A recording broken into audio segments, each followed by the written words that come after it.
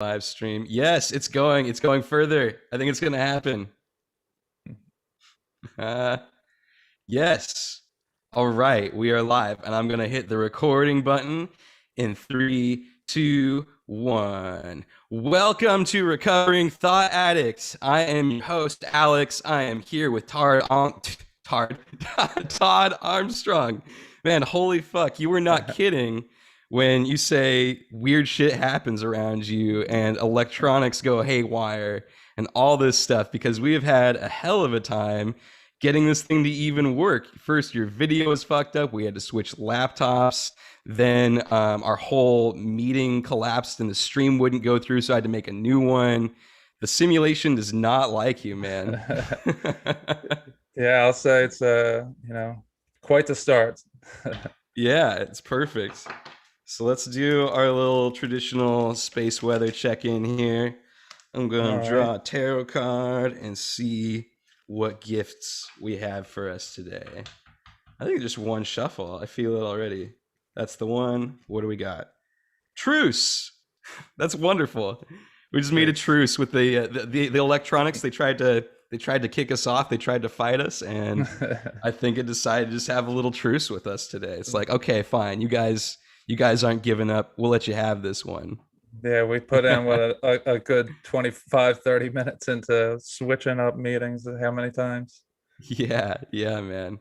And now it's happening. So here's the truce card from the Thought Perfect. Tarot deck. It is the Four of Swords, which swords is air energy, words and thought that cut through discernment, intellect and discernment, like usually cuts things away, right? Cuts away what's not necessary. Like our words. Like our words. Yes, exactly. Speak clearly and directly without any extra bullshit. We got four swords here. They are all pointing towards the center of the card, piercing this center, which is like a flower sort of mandala thing we got going here. They're all in like this sort of green X, and you can see that. Yeah. And they're surrounded by all these sort of crystalline structures. They look like little shurikens of some sort. Can I say? Yeah. You see that all right? Oh, they're like fractals. Yeah, it's like a fractal thing, right? Yeah, and you got the green energy, heart energy surrounding it. Yeah, heart energy. I mean, that's cutting right to the heart of the Yeah. matter. We got, so the astrological symbols on here are, we got the glyph for Jupiter there at the top. Is that Jupiter or Saturn? I always they look really close. I always mix them up, and sometimes the glyphs look different.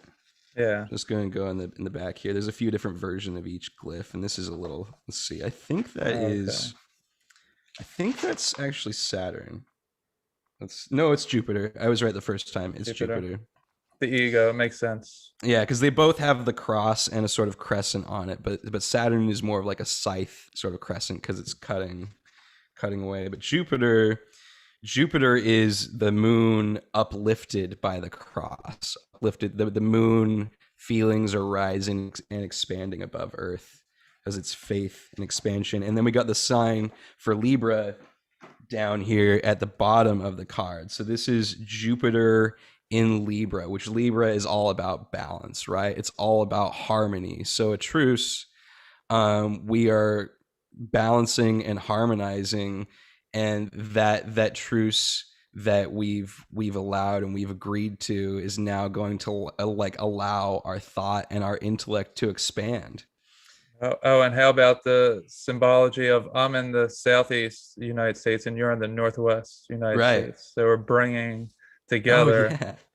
yeah, we're forming one of those swords, We are. from me to you, from you to me, however it's going. Yeah. That's pretty awesome. That perfect diagonal line. I love Yeah. that. That's beautiful, man. Yeah, we're bringing it together all the way across the country. Yeah. What people mostly call that a synchronicity, right? Or like Uh-huh. the universe speaking to them. Yeah. Or if you're a normie, I guess you call it a coincidence. Yeah, exactly, right. that's You that's can Oh, I'm sorry. I didn't mean to cut you off, but I was No, no, no. uh that's just, I call it symbolic or like a allegorical or metaphorical for, that's Hmm. how the word I choose to use for it. But it's all God speaking to us, so it's Right. very, that card, it's not a coincidence, obviously it's, No. It is if you want to reduce it down to that, but it's yeah, both and the same time, right? There's the lower world, the reduced world that you can live in if you want, where you're just like sort of shutting out spirit, or there's the expanded world where coincidence becomes synchronicity, and it is a beautiful message of God speaking to you because truly God is everything, right? yeah, And yep, everything is a message from God if you have eyes to see. yeah, Right. That love is always being sent to you in one way or another. yes it is. Here, I'll just read from my good old friend Angelus Ariane, the Tarot Handbook. So, Four of Swords, truce, mental expansion, resolution. Mental expansion, yeah, like we said. Yeah, This card is mental understanding of an issue, relationship, or of something that needed resolution and has now come to full resolution on all four levels of awareness. Well, and there's always sort of like a war between the Northwest and the Southeast, right? And like they're almost like polar opposites mm, culturally in this way. Maybe we're creating a truce in that way as well, bringing these two beautiful parts of the country together. Because I fucking love the South, so much yeah, soul. I love I love the soul of the South. I've never oh really yeah, been. The furthest down I've been is like I guess I've been to Florida when I was a kid. When I was a little older, I was in DC, which has a little bit of that flair, yeah, it's a But that's a lot of heavy north energy, northeast corridor. That's where I'm actually from, oh D- yeah. DC carries that heavy. Yeah, I'm from just Hmm. outside of Philly. Oh, So cool, man. yeah, Yeah. so I cross down here, and it's, you know, there's a certain point you cross. It's, I don't know, Virginia, North Carolina, in that area, and it's like all of a sudden it's more open, the Mm, space, and it's more friendly, and everyone's more relaxed a little bit, and I love that. things are easier, you know. Yeah, I love that. I love that. There's like there can this be this perception in the North and the Northwest sometimes of like the South being like I don't know, like a bigoted place or whatever, Yeah, with people who've never really been there and don't really understand right. it. But everyone I've met from there has been like some of the friendliest, most open people I've ever met, Yeah, you know. yeah, the first question I got from a bunch of people when I moved down here was like, "Oh, is it racist down there?" I'm like, "What?" like, like, There's way more black people there than up here. yeah. Well, it's just not even something that like came into my thought process. Like, that's, and where does that come from in people? That the first thing, that's media manipulation. The first thing you think of is Yeah, race. That is derived from somewhere. That's media manipulation, because right, on a human level, one to one, we don't think of race. That's not the first thing we right. think of. No, It's only when it's feed into us to yeah, think that, that's the human race, that we're all facing each other, right? That's what they exactly. they always, it's, it's from birth. They manipulate us, that's Hmm. They it's do. terrible. They craft these narratives, and even in a way, a subtle way where you don't see it, but it's like they're pitting us against each other when they're like being like, oh, these people are racist, you should hate them for being racist. Well, then all you're creating like a racist divide right there almost already, while disguising yourself as being like for peace and equality and truth. It's really doing Yeah, exactly the opposite, right? right. You're just going to finish this here. Let's see. Mental expansion, Jupiter from a place of resolution and balance, Libra. Mental regeneration, light green color. Okay, that's what the green is. Green is like regeneration, growth, like spring energy, right? Mm, From the deep spiritual core, light yellow. On all four levels of consciousness, white, clarity, pinwheels. Oh, so that's what those pinwheels are about. Those like fractals that we were looking at, because they're They're like Okay. white lines. That's interesting. So what was Um, it? What were they about? I'm sorry. oh, you're good. You're good. So like yeah, the white clarity. So these pinwheels here in the middle that they're white. Oh, okay. That is clarity on on four levels of consciousness. Oh, When a wow. person is drawn towards this card, it is an indication that there's expansion in one's thinking that is taking place. This Mhm. expansion and regeneration is coming from a resolution, truce, on all four levels of consciousness. The individual, he, she, new thoughts, expanded thoughts, which want expression. I love it. Oh, Beautiful. wow. Wonderful That tarot deck. that Thank you. that is a very accurate description, I'd say, of how I try to live my life. So I love it, man. Yeah, you it's seem like a awesome that it peaceful came dude. up. Yeah, Yeah. well, I've become peaceful, but I Mm-hmm. there was a time not very long ago that I was the beast. Mm-hmm. You want to talk about, conspiracy theorists are all about Aleister Crowley was the Mm-hmm. beast. Like, no, the beast lives in all of us, and Right. you give way to it, and it takes over you, and Right. then you can find your way back no matter how far you go. God is forever loving, forever caring. Right there beneath the surface, man. Yeah, All it takes is like letting go, right? Letting yeah. go of those battles that you're fighting within yourself to like shut it out and not allow yourself to just be loved and be shined and let it through. Yeah, that's so right. Yeah, letting go is, just let go and let God is the most peaceful thing. You never have to worry about No. anything ever because it's all going to happen no matter what your thought process is. Time is going to move Mm-hmm. forward, everything's Mm-hmm. going to occur, and it's just how you perceive life is whether you like it or not. Right, absolutely. And it's like your perception determines how that like flows through you, right? It's like this plant that's gonna grow no matter what, and you could be just like distorting that plant, or it could be like growing all gnarly or warty just because of like your distortions, and you're not allowing energy and light through. You're clouding all the light up, but the moment you let that light back in, all those distortions start falling away and it starts growing straight and true again. Yeah, no, you're so right. I got Uh, this comment. We got a couple comments down here. We got so okay. um Susan CA, maybe one of your friends. Define thought addict, she says. I guess like so like thought addict, like I think of like I could be someone who's really stuck in trying to figure everything out. Like I'm going to sit there and I'm going to torture myself by trying to think through it. And there's no real end to that rabbit hole a lot of the time. You can't really figure everything out. You can't because you don't know what's going to happen. And the moment you try to really fix and figure out what's going to happen, it usually the universe wants to surprise you, right? So like I think like a thought addict for me is like I have these thoughts that I'm sticking and I'm not letting go of, and I'm clinging to them and worrying on them and trying to work them out. But instead of working them out, I'm sort of knotting myself up and twisting myself.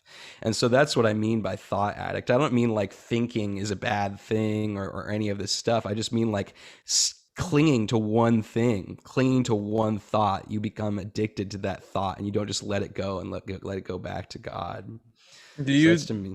what you just described with the words that you use to say what you just said perfectly describes several of my meditations lately about Oh hell yeah. what people's brains are now doing is they're untwisting, they're letting go, Mm-hmm.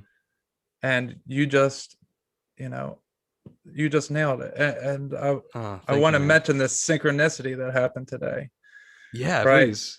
So today I go, there's all these different weird things that always sync up. And like I was saying earlier, like I view that as God speaking to me. Now you Mm-hmm. can look at it as a coincidence that this just happens and then that just happens and that just happens, whatever. Or you could define it in any way you like. But I love the name of your podcast, the Thank you, recovering man. the recovering thought addict, Yeah. because I had such a wonderful uh, thought process happen to me today while I was working. So I'm a truck driver, Okay, and cool. every day I come in, I have to write down my mileage. I have to check on it. So today my mileage, it was 1822.18, and I was like, huh, well, that's Whoa. weird. So Yeah. then I Google 18 dash dot dot what's it called, colon, and Mm-hmm. then 18 dash 22, Mm-hmm. and so up came Deuteronomy 18, uh verse 18, chapter 18, verse 18 to 22. Now, I'm not a biblical person, or I'm sorry, I'm not a Christian, I'm not a biblical scholar. Mm-hmm. I I like the Bible because it's very magical. But Yeah. when I just Google something and something biblical comes up, I'm like, oh, okay, I'm going to check this out. This is God Mm-hmm. speaking to me. Same way you use the Mm-hmm. tarot cards is Right. I'll Absolutely. I'll use the Bible. So I pull up those verses, and it's talking about a false prophet. Whoa, whoa, what's this? Do not restart now. No. So some kind of update was trying to say restart me now. Oh, it's still trying to fuck with you.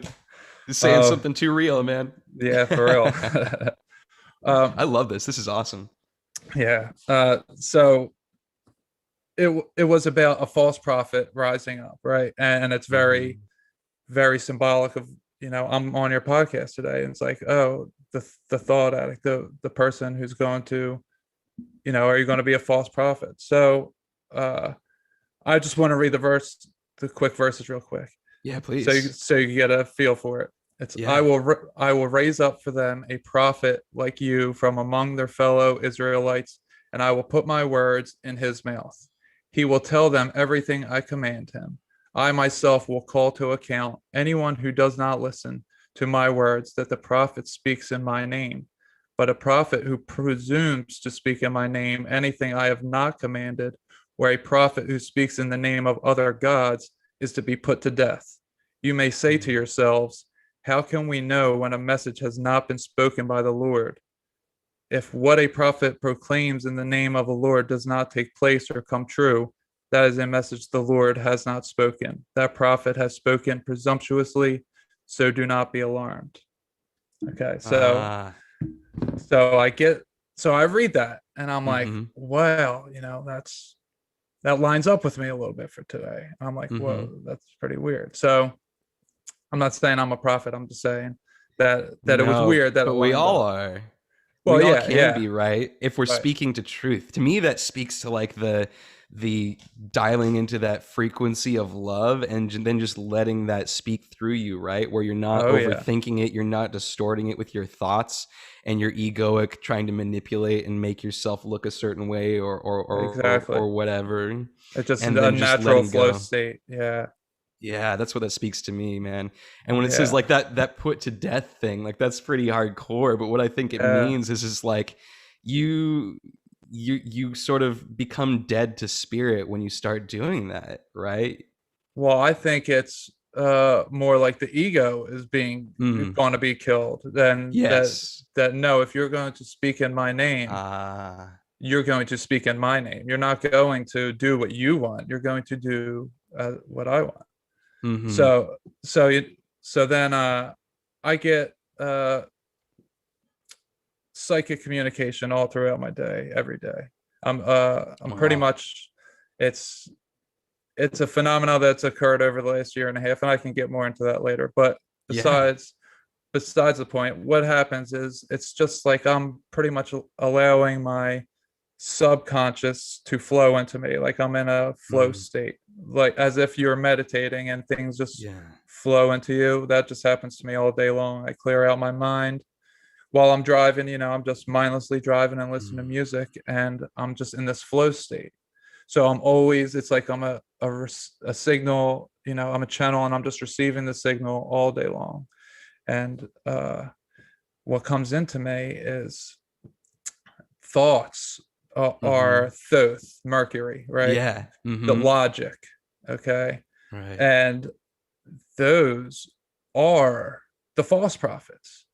That is the Mm. confusion. Whenever I look at it for myself, now I made a lot of predictions last year about Joe Biden not,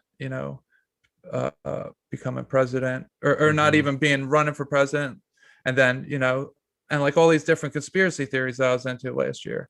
Right. And it's like none of that came true. And it's why? Well, because it was my logical brain tricking me, because then my logic Mm-hmm. went from one way of thinking with the mainstream, then I broke free of that and then was all over the place and very scatterbrained because I didn't have a level. So uh, I was making all these predictions based off of, lies from both sides and trying to find the middle, Mm-hmm. but it was all coming from a place of lies. So you can't find the truth when it's coming from a place of lies. Right. So I'm getting, this communication that it's your ego. That's the Mm. false prophet. It's always your logical brain that is the false prophet. And it Mm. is the spirit when things are natural, when you're in your flow state and things just happen and you just know the answer to a question. And you just happen to, turn on, turn down the street and you look up and slam on the brakes as a kid's walking by, Mm-hmm. but you wanted to be looking somewhere else, but something pulled you, an energy. It's Ah. just something so natural when you're tuned into, when you're in your natural flow state. That is, and when that happens, that's when we see synchronicities. That's when God's speaking to us, because we're not trying to look for what we want. We're looking, what does God want? What is God showing me today?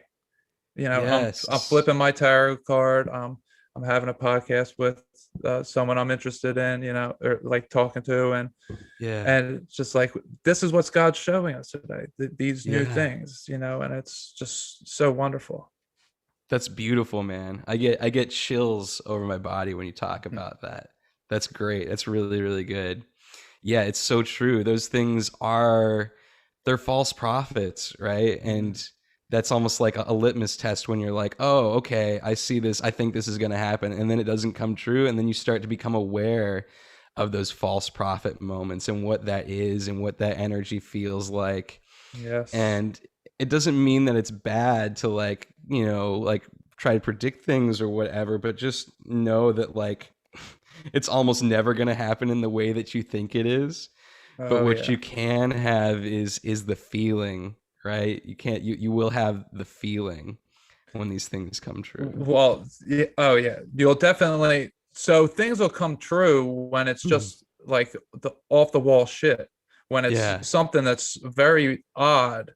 Okay, I'll bring it back to myself. Hmm. So I, uh, in addition to getting, being an open channel, I am an open channel for any energy. So it doesn't matter if Hmm. it's a plant, an animal, a place.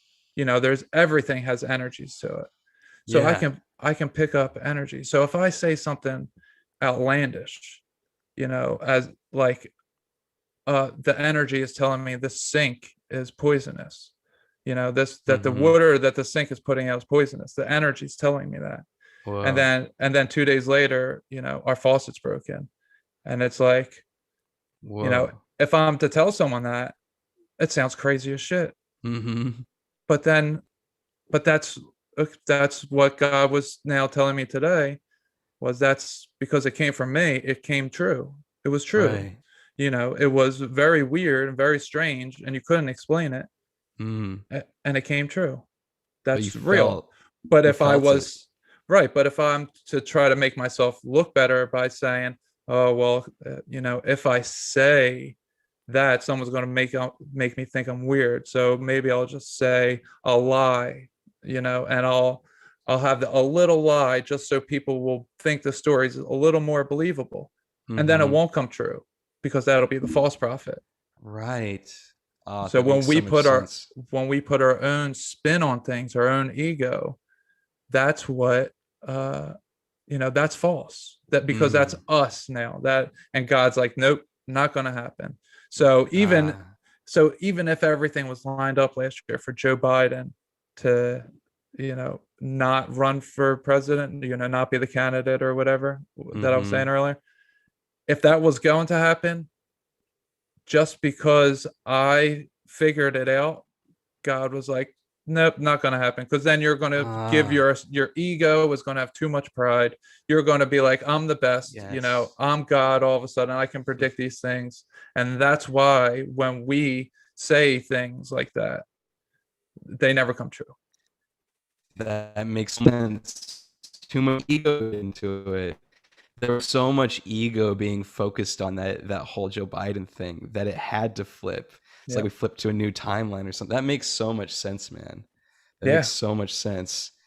It's anytime the little ego is starting to get too much pride and think too highly of itself, the big eye comes in and shatters it and kills that ego, right? yeah. Mm. And who's more ego than Trump? Trump's Oh yeah. representative of the ego, being told, nope.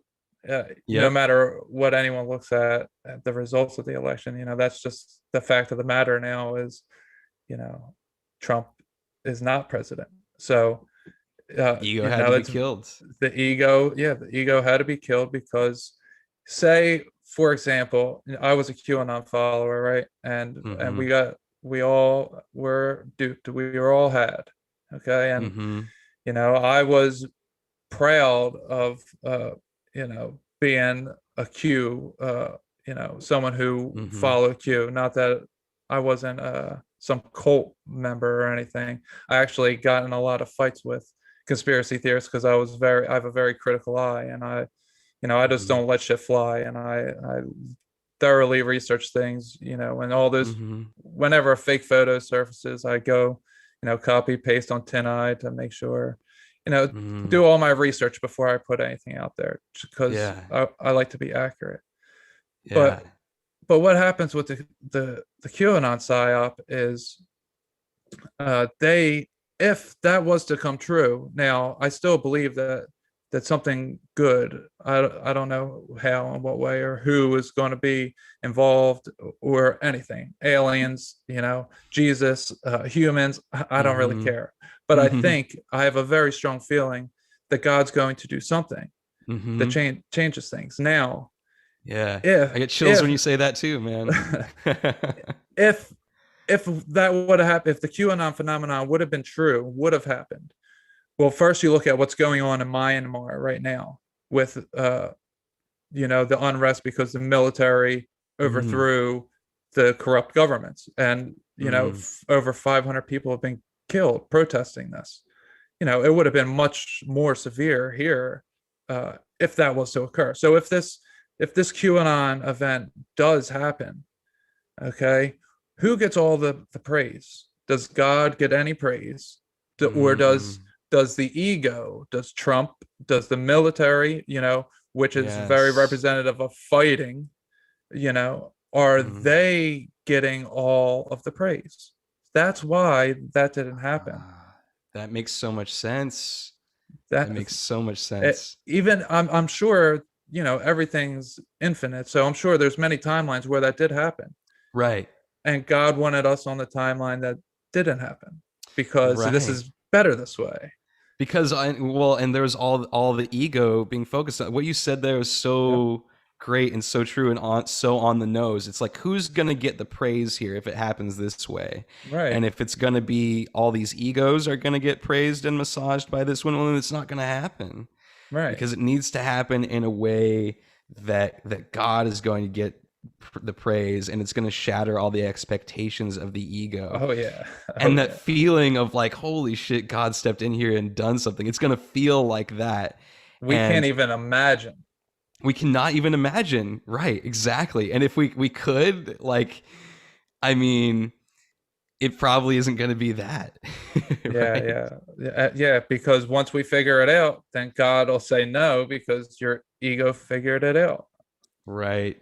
That's Yeah. that thought addict thing again, man. We got Not a not couple. that's some people. Sorry, I just want to say Oh no, not it's that good. not that certain people can't, predict the future and can't see, Mm-hmm. be given a glimpse of the future. There's Yeah. plenty of ancient stuff that talks about that, and Right. current day stuff. So I don't want anyone Even thinking Carl I'm saying Jung. that. Even Carl Jung, Yeah. highly analytical people. I think it's just like the people who get that stuff are the people who are empty, right? They're empty vessels, Yeah. and they don't attach any ego to it, because the moment they attach the ego to it, it's going to shift that. Even if it was a true message, it seems like that would shift the timeline or whatever of what they Yeah. predicted. It's like, okay, well, it can't be that now because you Right. fucked it up. But Right. Carl Jung had that whole vision about World War One, and it was this thing where he saw blood washing over all of Europe, and he felt something was going to happen, and he Well, I didn't didn't know that. know he didn't know exactly what it was. He didn't know it was going to be World War One and how it all played out, but he had a true feeling of like something is going to happen. I feel it in my body, and he didn't distort it by trying to make a specific prediction and putting all his ego into it. He was just like, I feel something is going to happen. Well, And yeah, he well, he got a was a bunch of very visions. connected guy. So, Very you don't, connected. yeah, I feel, he was a psychiatrist or a psychologist, right? But he was a PhD. He was the founder of analytical psychology. Right. So yeah, Mm-hmm. what I feel like sometimes when I don't want to say what I do, but the way my mind works is very much like a psychiatrist or psychologist. Whenever I'm connecting these such like great ways of how the human mind works, and it's like on this conscious level where it's like it can be very trippy and it can be very woo woo, but it's mostly what I get is very much psychological or Mm-hmm. psychiatry type of stuff that my girlfriend will like. She'll find a doctor, a guy with a PhD, or maybe some like Buddhist monk or someone who's like teaching all the same stuff. I'm like, yeah, I told you that last week. Like, Mm-hmm. but it's not like from an ego point saying like, I know everything. It's that I get that in meditation from God by not ever looking up anything any human says. Right. Whenever, I just, these things come to me. I have like you said, the capacity for Mm-hmm. it. You just tap into that akasha, and it comes through. The knowledge that we all have there already in our collective subconscious can just come through you because you are that clear vessel. Man, Right. that's None so of us, cool. yeah, none of us ever need anyone for anything No. ever. We only need ourselves and to breathe, and we can get through each moment.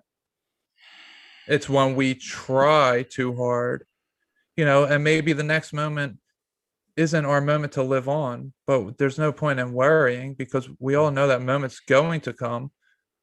So just Mm-hmm. live your moment. Don't worry. Right. And I also imagine that moment, the death moment, will be something like the birth moment where you don't really Yeah. remember it. Yeah. It's just, yeah, That's all the communications I got is that you don't die because the only place you ever experience time is here. Mm-hmm. So you're either here or you're with God. And when you're with God, there is no time. So the only time you'll ever remember something is when you're now born again. And what you remember is, oh shit, I'm here again. Mm-hmm. Or you're like, oh, yay, I'm here again. But it's, you know, but you Yeah. don't, you die. As you Hmm. die, you just go into your next life. Right. For the most part, there are And some steps in between, but for the most part, that's pretty much, just one carry on through. yeah, it makes so much sense, man. It's like, how can you can't even conceive of the cessation of awareness because we are awareness itself, Yeah, we become right? everything. What the Bible says is we steward over all of creation alongside God when we That's die. awesome. That is That's what awesome. we become. God. We are one with God. Right. Yeah, now that I'm thinking about that, I had this weird meditation, and you always hear how that all of creation will bow its knee, bend the knee, right? Mm-hmm. You always hear that saying. So if you can imagine what light does in a ball, is it bends, right? So, Mm-hmm. light's going through and then it bends, it curves to the light. So if you could imagine that we're inside of a bubble, and if a light ray was coming in, then it would bend the knee. Mm-hmm. So I had this Wow. meditation that my consciousness was moving up out of my head. Now I don't leave my body. I've only partially did it twice, and this was one of them. So I started going out of my body, and then all of a sudden I came back in. But when I was coming back in, I like looked down in a sense, and all of creation had its quote unquote had its knee bent to me, because the way, everything is just a projection. So Yeah. it's a projection of light.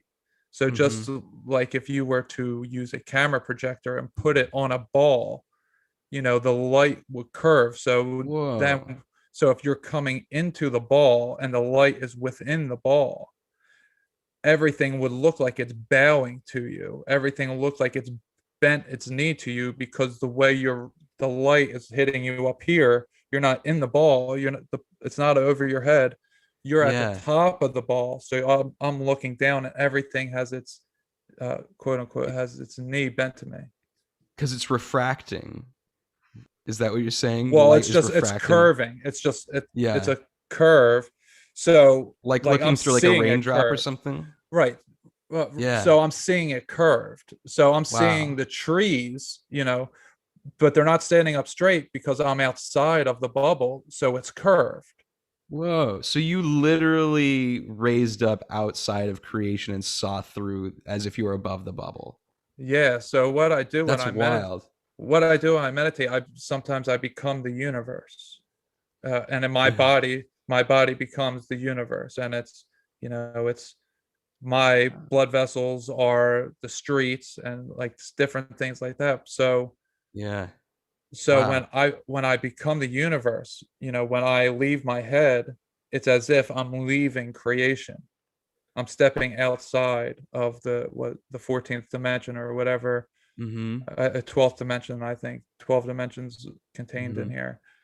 So when I step out of it, that one time, I saw everything bent, everything curved. Now I'm not claiming I'm Jesus or anything like that. I'm just No, saying, no. I know this is accessible to all of us. I don't yeah, feel you're yeah, claiming yeah. that at all, man. This is just Okay. really fucking cool. This is really Yeah, cool. it was amazing. I was like, oh, that's what it means when all of creation will bend its knee. That's what it means when you come into the bubble of existence. It's Yeah. that's what Wow. happens, like to all of us every time one of us is born, I guess, because we all come into the bubble of creation at some Yeah. point, and we all get to see that and experience everything bending its knee to us, all Wow. of us. Yeah, I love that. That's so beautiful, man. Holy yeah. cow. Thank you. Thank you for coming on here and sharing this stuff, man. This is Oh really, really yeah. cool. Yeah, dude. I couldn't. I only heard what 3 episodes of yours, but I heard you on with Ketsuban and Amy, Belair and David, and I was like, I gotta talk to these guys. Yeah. And then I listened to your stuff. I was like, man, he's really cool. Oh, So thank you, man. Thank you so much. yeah, I really appreciate that. some people get it and some people don't. Hmm. And I've listened to a lot of podcasts, and I'm not trying to like kiss ass. That's not what I'm doing. But I'm saying I listen to a lot of podcasts, and very few times have I ever wanted to speak to the people that I listen to. So, it's an honor for me to get to meet you. Oh, thank you so much, man. It's an honor for me to get to meet you truly. It's such a gift to me to now finally be connecting with you and people like you, man, because this is Yeah. something I've been wanting and waiting for a long time, and all it's taken is me just being willing to open up and put myself out there and just let Mhm. go, and then you everyone who matches that frequency just comes in like magic, and Yeah, absolutely. it's so beautiful. I'm so, yeah, so happy to be meeting people like you and Will, and it's an honor for both of us, man. Yeah, It's a pleasure well, to create with you. oh yeah. And it's so funny how, we even, the synchronicities that happen in order for us to even, you know who each other are is all the same way. We heard Amy on Tinfoil Hat, then Mm-hmm. we heard Ketsuban on Third Eye Mm-hmm. Awakening, and Mm-hmm. then I heard you on The Wrong Warp, Mm-hmm. and then you see me posting on the Facebook Mm-hmm. group. It's like, Yeah. if one of those things doesn't happen, then the whole thing doesn't happen. So that's No, it was like these portals we went through, right? This series of yeah, portals we went through and pop out in the same dimension. It's like, whoa, you're here. Whoa, you're here yeah. too. Wow, awesome. Like, you know. Well, see, that's how I think everything always exists, always. That there's Mm-hmm. not a time that, like, okay, someone can invent something now that Mm-hmm. existed, 4 million years ago. We just didn't know Right. about it. So Right. everything always exists here, and it's Mm-hmm. only once we align with that, like you just said, that we travel to the time, the timeline Mm-hmm. that we go to. Right. And it's so awesome. It's so awesome to, sometimes I can be impatient, but then I think back at like the sort of the pathway I've taken, and I can look back on that pathway and have these beautiful moments of awe, and that's a gift to have that, right? And I Yeah, only get that juice because I actually went through it and took all this perceived linear time to get here. But yeah, then at the spot I'm at right now, I can look back and just be so grateful and in awe of that pathway that we've both had taken to get here to this yeah, moment, you know? yeah, yeah, definitely. And it's just, uh, it.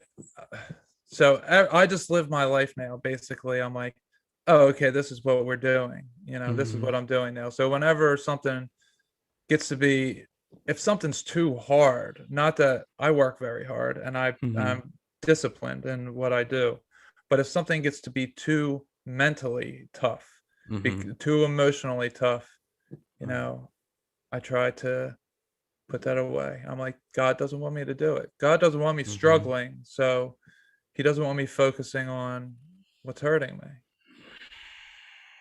That's very good, man. Yeah, I think that's a big part of like, so Chase asked in the comments, what's the recovering piece? The recovering part of the recovering thought addict thing. It's that struggle. It's that addiction to struggle, Letting sort go, of, yeah. man.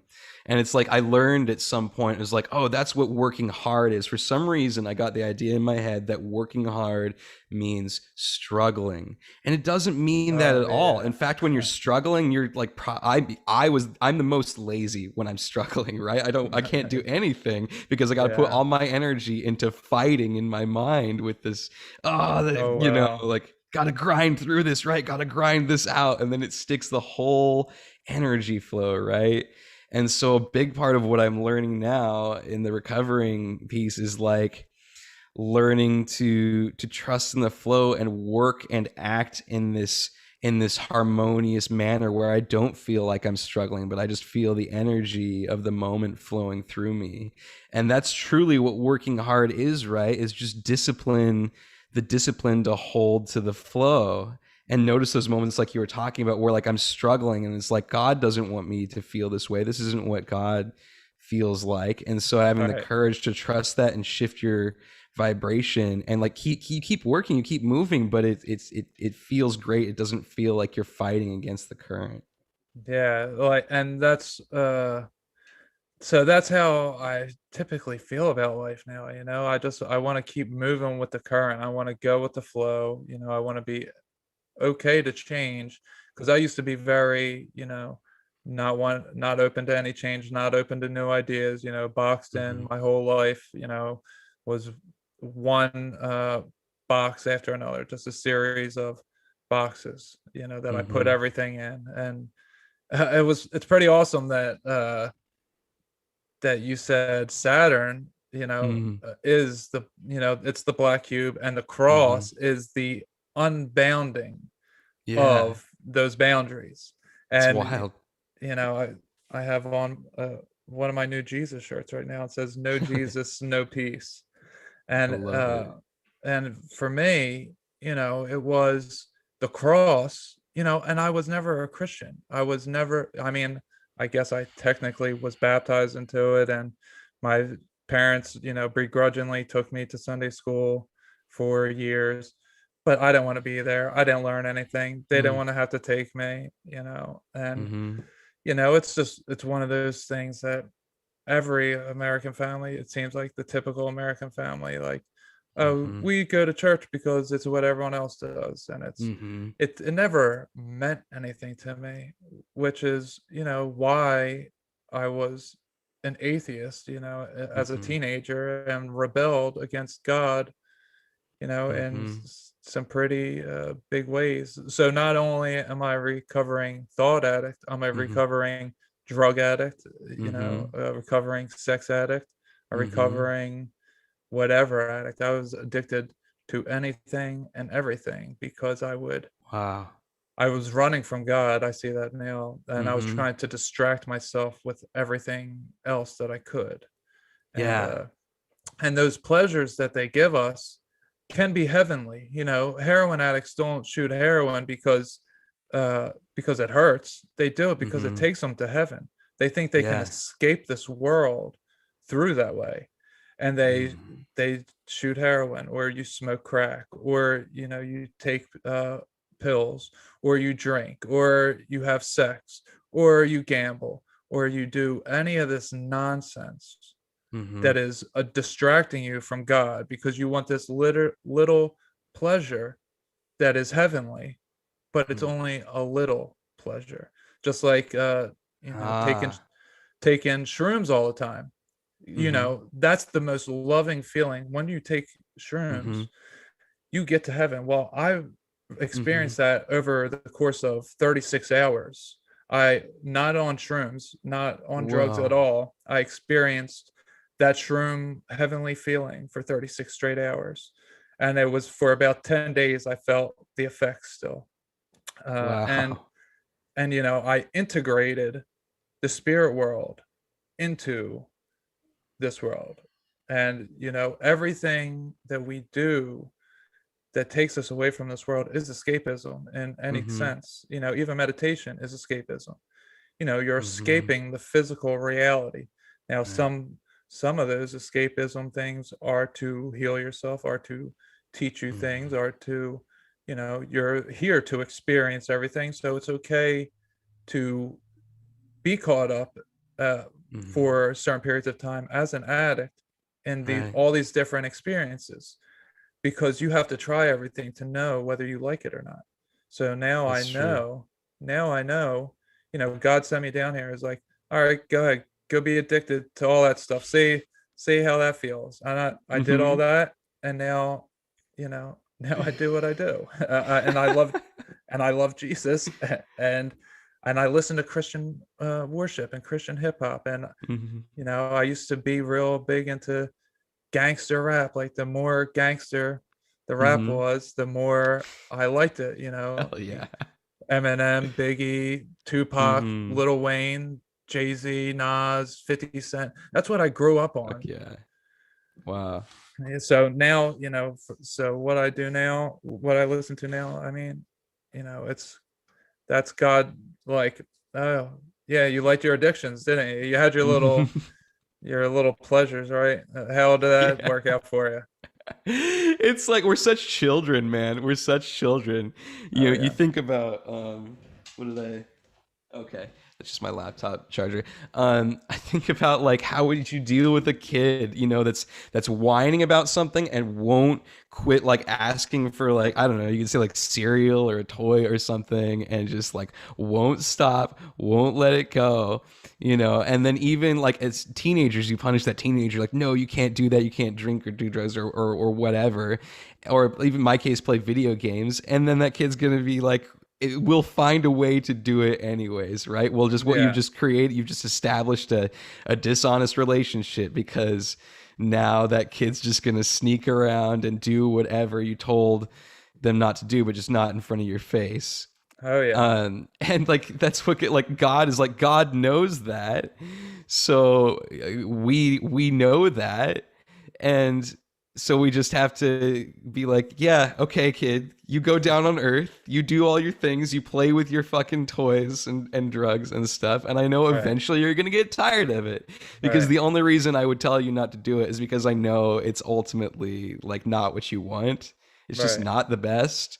Right. So yeah, you got to go down and experience that polarity to rise up. And maybe I'll bet because of that we rise up ever higher because of the slingshot Oh effect yeah. of Oh that, yeah. right? It's just like so much better to like the contrast, like we experienced hell, and that slingshot of hell into heaven is so potent because the distance you've traveled is so much further.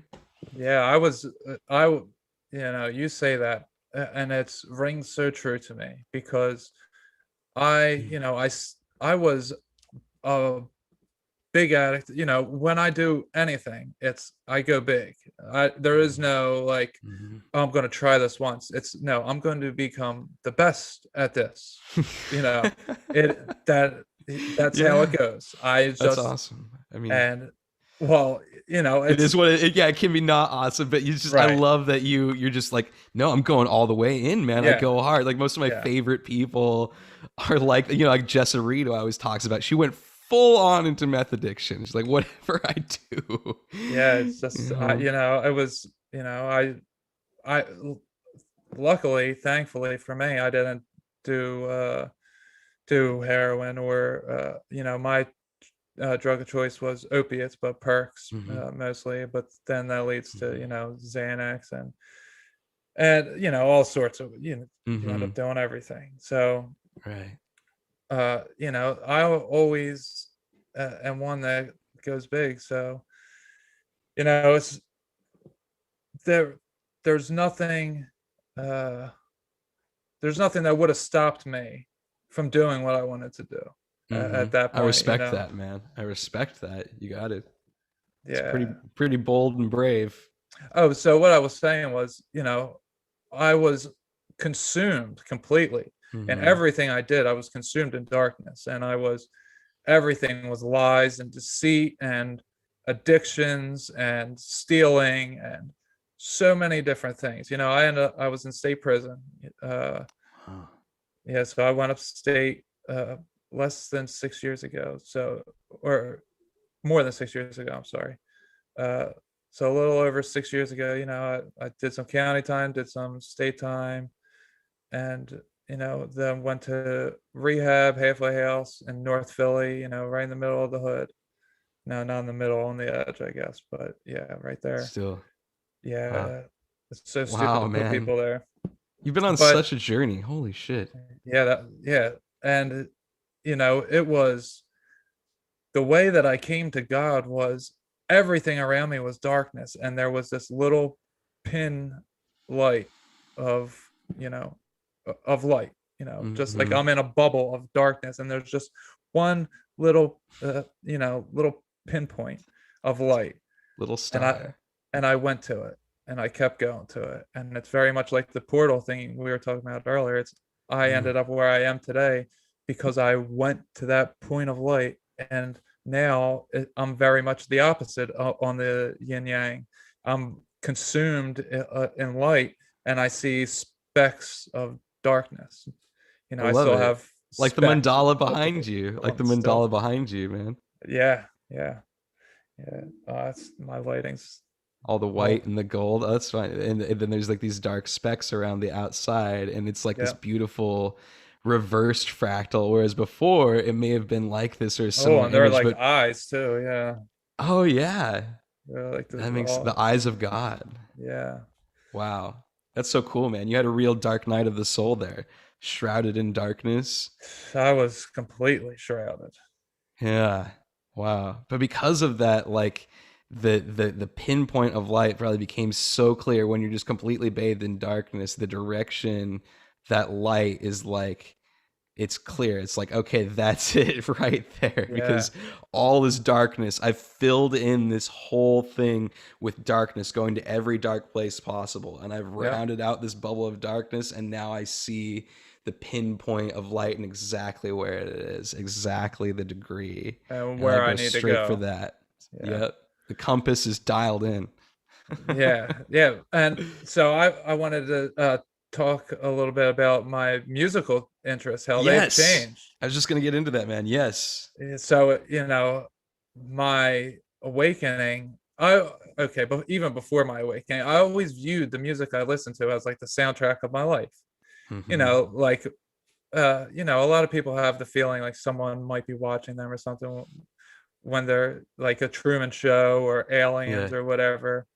I always Yeah. had the feeling giants were watching me for whatever reason. That's all. Whoa. When I was a child, yeah, I always That's felt cool. giants were, that they were like way up there and they were down watching us, and like Yeah. we were their entertainment. And so when I would listen to music, if I'm driving my car listening to music, I imagine like, oh, this is the soundtrack. Like, so if they're just like watching a movie and it's the part where actor A goes to the store, and then they put on music in the background, it's real slow. Like, I Hmm. felt like that's how my life was. So like music to me was always very reflective of what was going on in my life. We listen to music Hmm. because we relate to it. Right. It means something to us. It touches us in a way that one song might, that another song doesn't. And it might be your best friend in the world hates your favorite song, or vice versa, and that's Hmm. because they haven't experienced what you've experienced. That song means something to Right. you for a reason they would only know if they experienced it the same way. Right. Right. So music to me was always uh something that I always looked at as a reflection of what was going on in my life. Like, so I'll even go one step further with movies are reflective of us as well, and TV shows, Yeah. what we watch. And it Yeah. was, so when my daughter was born, I was 19 and her mom was 17. And I think like maybe 3 months after she was born, the MTV show Teen Moms came out, the first season. Wow. And me and her mom were like, "Oh man, we should have been on that." Like, thank God that didn't Yeah. happen. Thank God. Yeah, That's but wild though, man. yeah, so like that came Synchronicity. out, right? That came out, and then I was a drug addict, but we had gotten clean for the first few months of my daughter's life, and that's right when Eminem put out "Not Afraid," and his Hmm. recovery album. And it was very reflective of like, oh, I got clean, and now Wow. Eminem, Eminem was my Yeah. favorite rapper. I idolized him, and I knew all of his words of every song. Just I literally I idolized him. Yeah, Hmm. we had similar lives. Like he had a daughter at a young age. I had a daughter at a young age. And at the time I was very into uh, I was manipulated by the media. So him being a white rapper meant something to me, Hmm.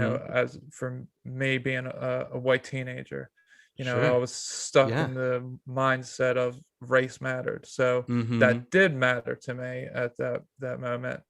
Right. That And you probably it just, it was, was easier for you to see yourself in him yeah, because, yeah, yeah. yeah, Hmm. you could say it that way, yeah. Hmm. So, uh, and his wife or girlfriend, whatever she was had issues, and same my daughter's mom had stuff, the same as me, drugs, and but it was uh so it was just very symbolic. I looked at him like that's a reflection of me. And it Hmm. was before I knew all this consciousness stuff, or anything like that. But it Right. was very much like that. And I related to his music in that way. Hmm.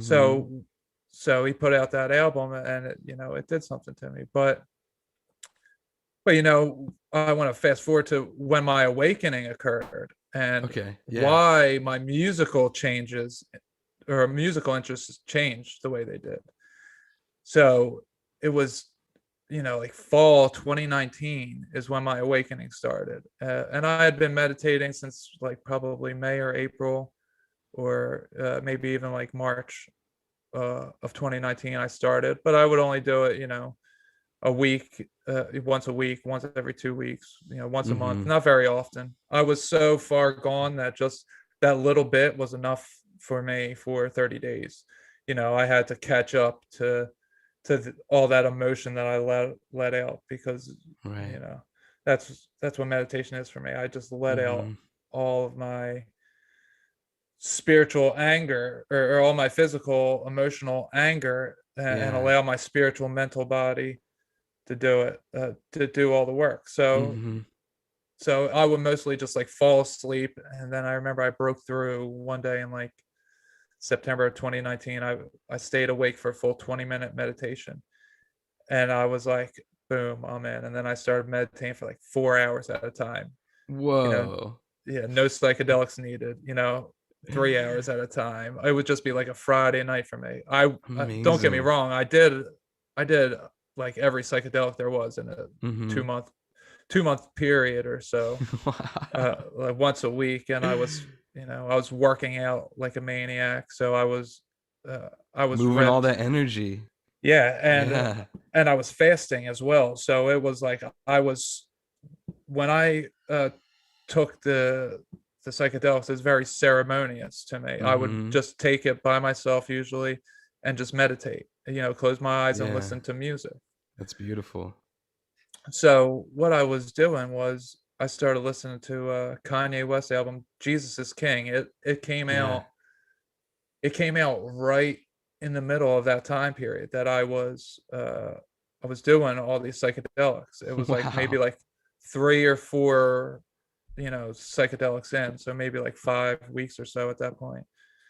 And I was like, all right, so I wanted to try this. So I took mushrooms and listened to that, and it I experienced rebirth, and I was becoming, I was losing all of my material things slowly, and I still am, but it Mm-hmm. was so I'm listening to this music while I meditate every morning, because when I had the mushroom trip, it showed me, meditate to this. It'll help you clear your chakras. The first 7 songs align with your 7 chakras, and it was very Wow. no, I don't know if this is for anybody else, Well, it's but clearly a key for you. yeah, yeah. I think, yeah, we definitely all have our own individual keys, but yeah, I don't dismiss the reality of your key at all, man. That's fucking awesome. It's just like, Yeah, I mean, if you know Sean Beaupre when he was on Tinfoil Hat, he was yeah, talking about Mac Miller being that for him, yeah, yeah. right? There's Right, many doorways, but they're each is magical for sure. That's fucking awesome, man. right. So I was listening to Kanye, and but the album's only 30 minutes long. So the rest of the time I spent tripping, I found Travis Scott somehow, and it was like all his music is made on psychedelics. He's like some kind of some kind of like simulated being, and just like he came here to produce, like, to change music the way that it was, shake everything up. It's his And his entire purpose. his music is very psychedelic. If just Oh, it's every song with him is a whole experience. It's like multiple beats, multiple flows. It goes from rock to gangster rap to singing, yeah. singing like just I like love that. That's what I crave in music when it like it's so dynamic and it moves between all oh those things. That's my yeah, favorite music, right? That's why like Kendrick Lamar's "To Pimp a Butterfly" was really amazing for me because it fused all these things together and went so yeah, many places. And that music draws me into the deepest ecstasy when it does yeah. that. You know? Yeah, so that's what I started listening to a little bit, but I'm still listening to my gangster rap, Meek Mill and Eminem and Lil Wayne. Mhm. So fast forward to January-ish 2020, right? Eminem puts out an album called Music to Be Murdered By. Oh, that's exactly. We just had a question about that. What was the album "Music to Die To"? I think that's what they're referring to. Yeah, it's Yeah. music to be murdered by. I remember it specifically because during a psychedelic trip, I had it on and I thought I was going to be murdered. Oh So I God. quickly turned it off. So Yeah. so that happens, right? And Hmm. less than 2 weeks later, I think maybe exactly 2 weeks later, Lil Wayne puts out his album Funeral. And so then it's like 3-4 days in, and I hear, and I'm like, I remember my trip, and I'm like, am I going to be killed? Like I'm reading the signs, I'm meditating at the time, so I'm starting to Yeah. see the synchronicities, and I'm like, I got to turn this shit off. Oh So no. so so I stopped listening to them, right? And then like Hmm. uh, another like week or two goes by, and I'm still listening to Travis Scott, and I take shrooms. That was the final time I took shrooms up in Philly. So this was like February 2020, and uh, I get to this point where I turn off. The Kanye album finished. That was always the first album. Once I learned about that album, that was always the first thing I played. And, the first 30 minutes I would experience, Rebirth. Then I put on some Travis Scott and have some fun. So I get to this point where I listen to the Kanye stuff and then I put on Travis Scott and just, I didn't want to listen to the same album again. So I put on a new one and it started freaking me out. Started being like some bad juju. So I Yeah. so I closed my eyes, and how our screens right now are side by side. What I saw was Hmm. a blue screen to my left and a black screen to my right. And it was like the blue screen was Kanye and Jesus, or the screen to the right was Travis Scott and the darkness and you free will. Uh, and let me just say for the record, I don't listen to anything else from Kanye. Uh, and I don't agree with a lot of things he does. I don't support Kanye West at all. But that album Mm. itself is exactly made for what I was using it for. Yeah. And that album is untouched by, the evils that run the simulation. But Anyone can be the channel, right? Anyone yeah, yeah. can channel things through. Yeah, there's a Sometimes. personality in Kanye West that channeled this from God, and God got Hmm. this to us for this reason.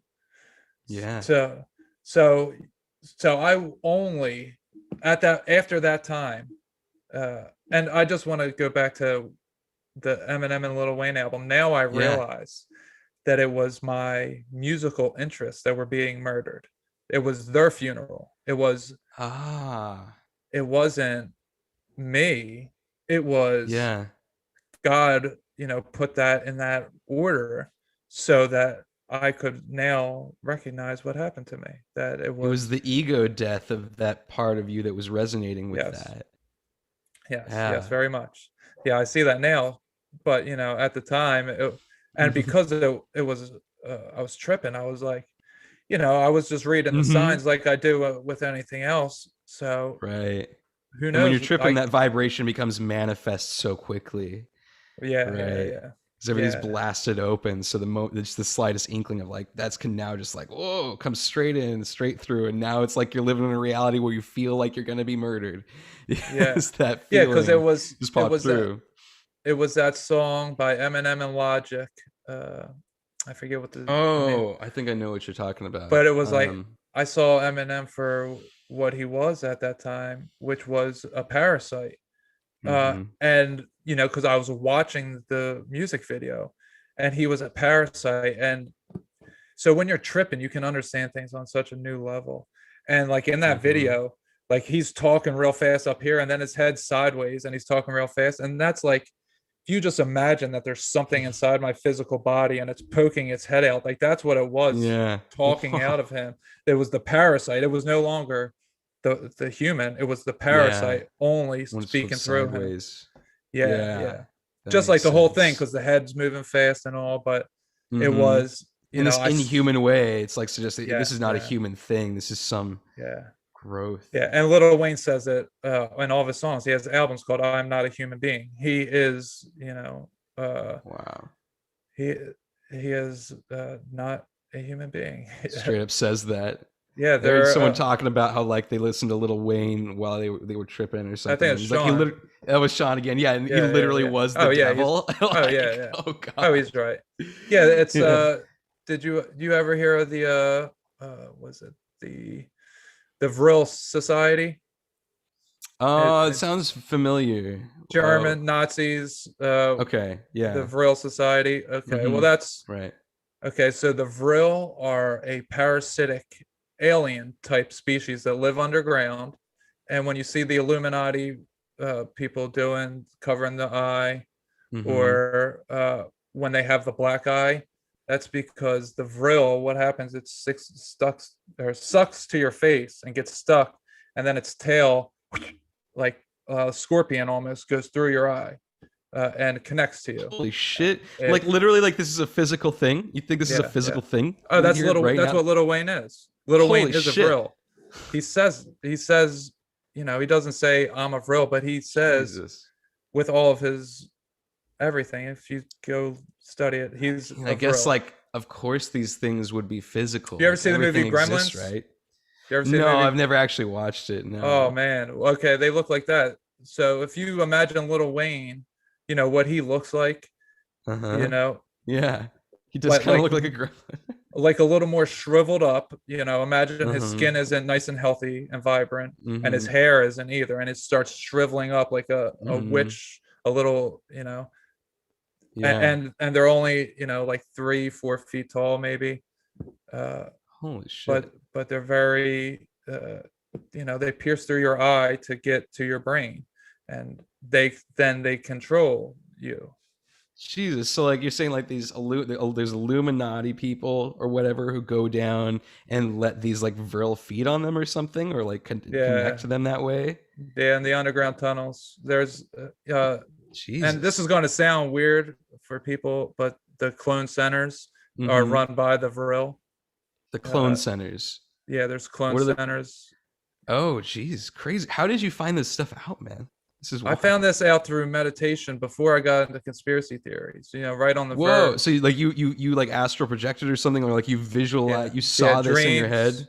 dreams, and Yeah. astral projections. Like how Yes. Amy saw like the Greys on her live stream. Did you see that live stream No, Amy I didn't did? say it. No. Amy Belair on her Soul Space Oh, like a week thing. ago, maybe. Yeah, she did a live Yeah. stream and it was Okay. all about the aliens. She's like, I got this download like a month ago, but I felt embarrassed to like share it. But my husband like encouraged me to do it. And she ended up talking all about alien species and how the great Yeah. she got this download that those are actually they're us, right? Because everything is us, and those are like future versions of ourselves or versions of ourselves somewhere else in time. And the Greys are the people who've gone down the transhuman timeline, and they're coming back and time traveling or whatever, or dimension hopping, and they're trying to understand emotions. That's why they abduct people or whatever, and they're like poking and prodding them in this medical situation because they're trying to figure out how the fuck, like, what are these emotion things, like we miss those feelings, those human parts of ourselves, and they're trying to like get back to that, Well, you there's know. so there are different ways to end up as the Greys, but they are, they started Yeah. off as humans, but they're Yeah. demons. They are the Ah. physical demons. So Uh, you've had downloads about the Grays too.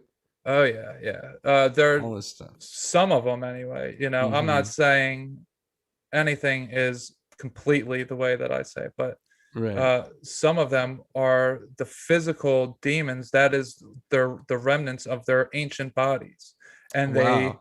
they abduct humans That makes a because lot of sense. they abduct humans to transfer their consciousness from one to the other, or to take their blood and flesh, you know, Mm-hmm.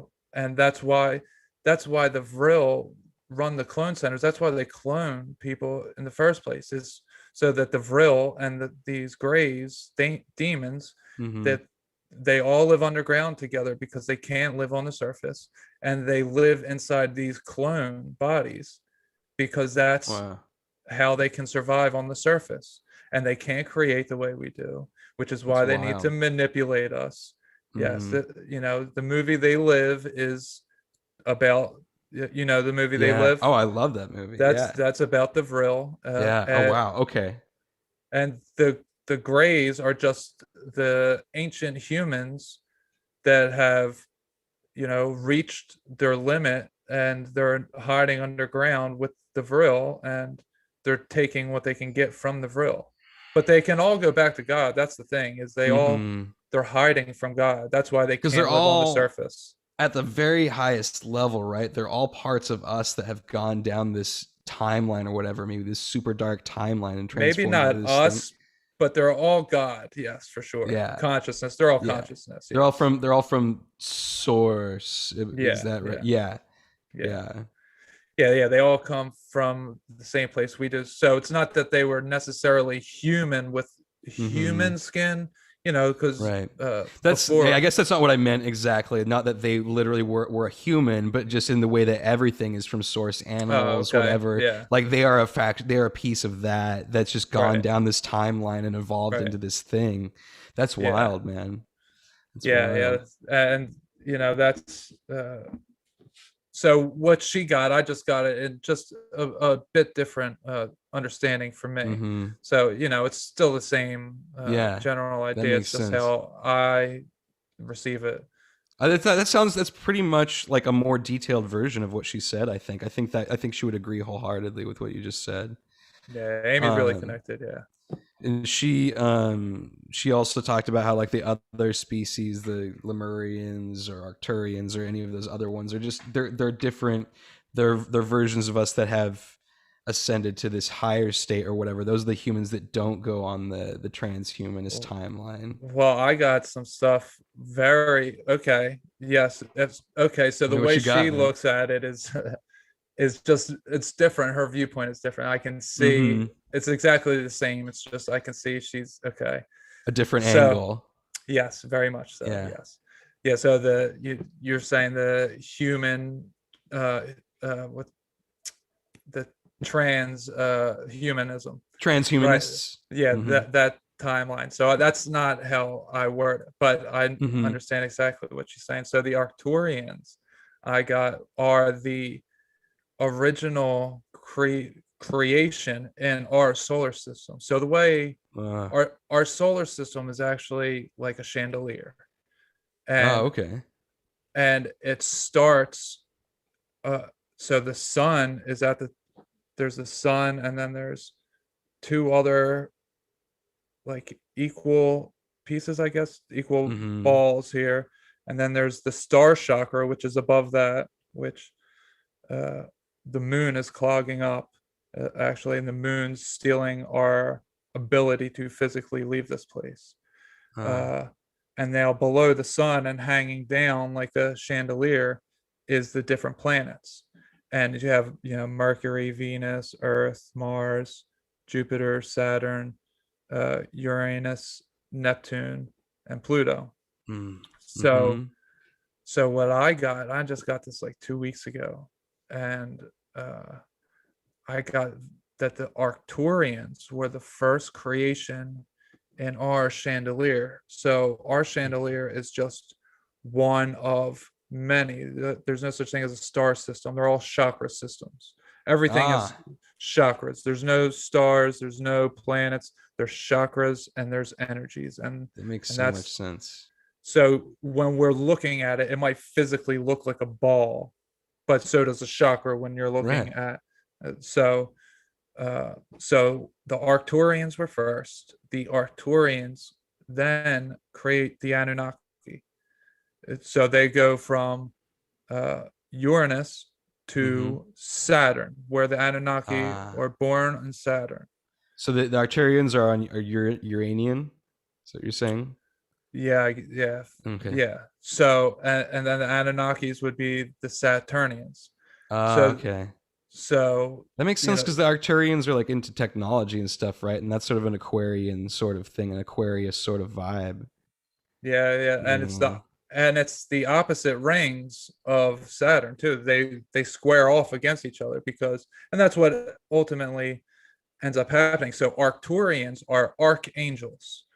So Ah. Michael, Raphael, or I don't even know their names. I might be saying them wrong. Gabriel. I think Gabriel, you're yeah. right.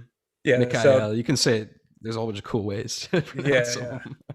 Yeah, so they're the archangels. Arcturians are the archangels, and the Anunnaki are the angels and the fallen angels. So, uh, Ah. so then the this is so they live a very long time, Mm-hmm. such a long period of time that their planets die out while they're still alive.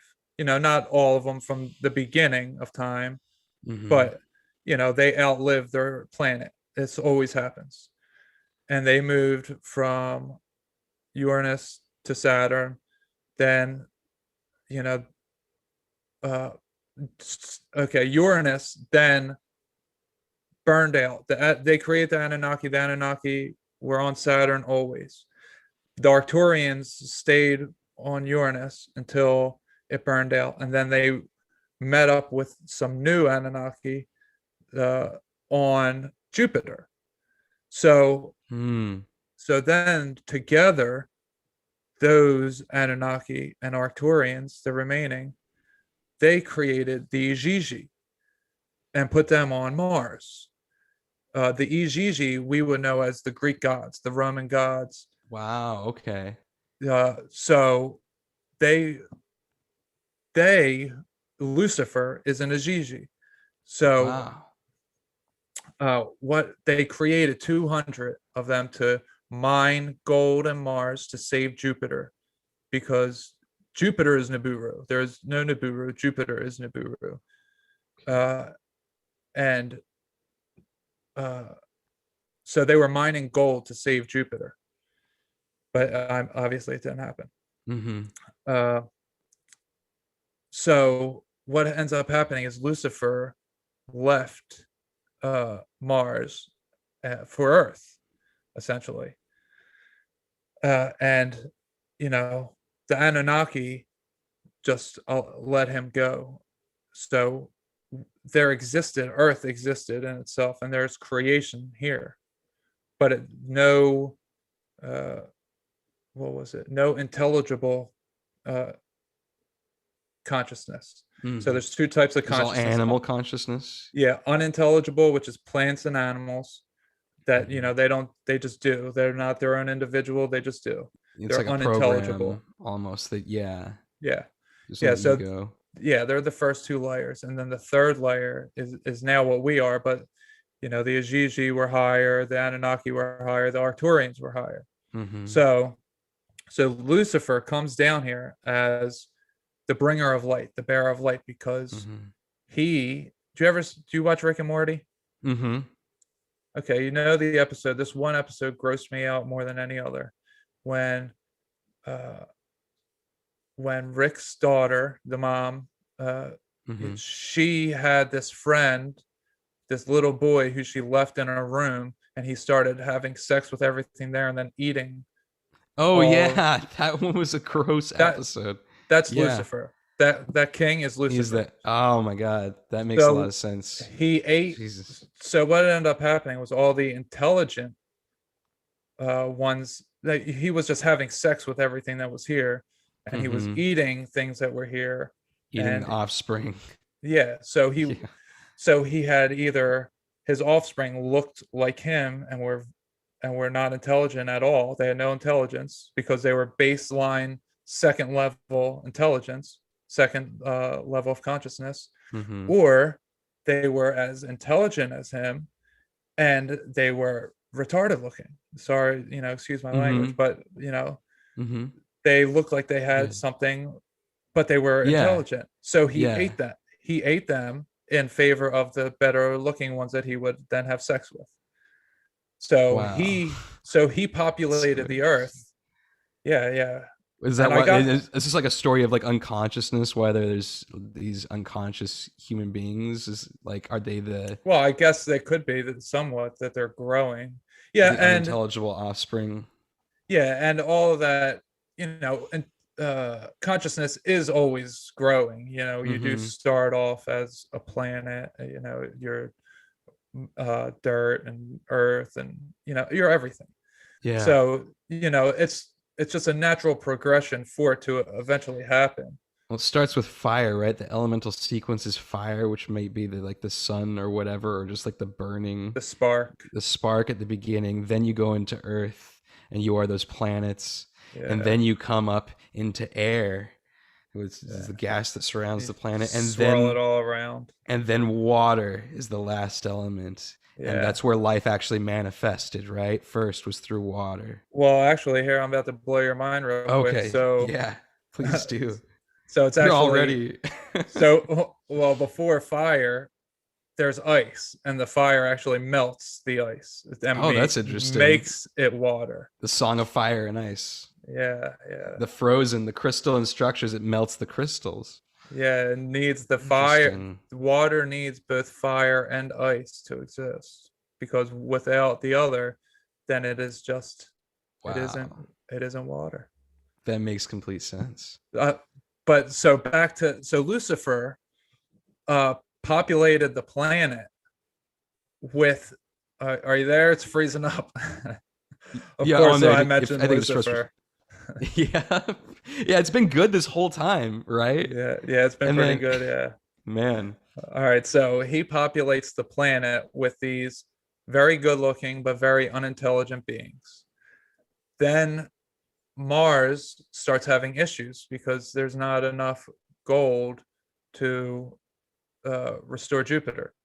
Hmm. And at this point, the Ajiji only know the unintelligible life on Mars and the Anunnaki. The Anunnaki that remain at that Hmm. junction, because a lot of them died off on Jupiter when Jupiter became a gas giant. So uh, the Anunnaki and Ajiji both come down here from Mars, and they see that this planet is inhabited by these beings that shouldn't be here, and that's when the Ajiji then fight back against the Anunnaki. So this is Oh, uh, the Titans, right? You know, yeah. So the Titans are a Gigi as well. Those are the yeah, I Rom. guess, Hmm. yeah. The Roman gods, the Greek gods, Hmm. they were all, they decided to fight back, and Hmm.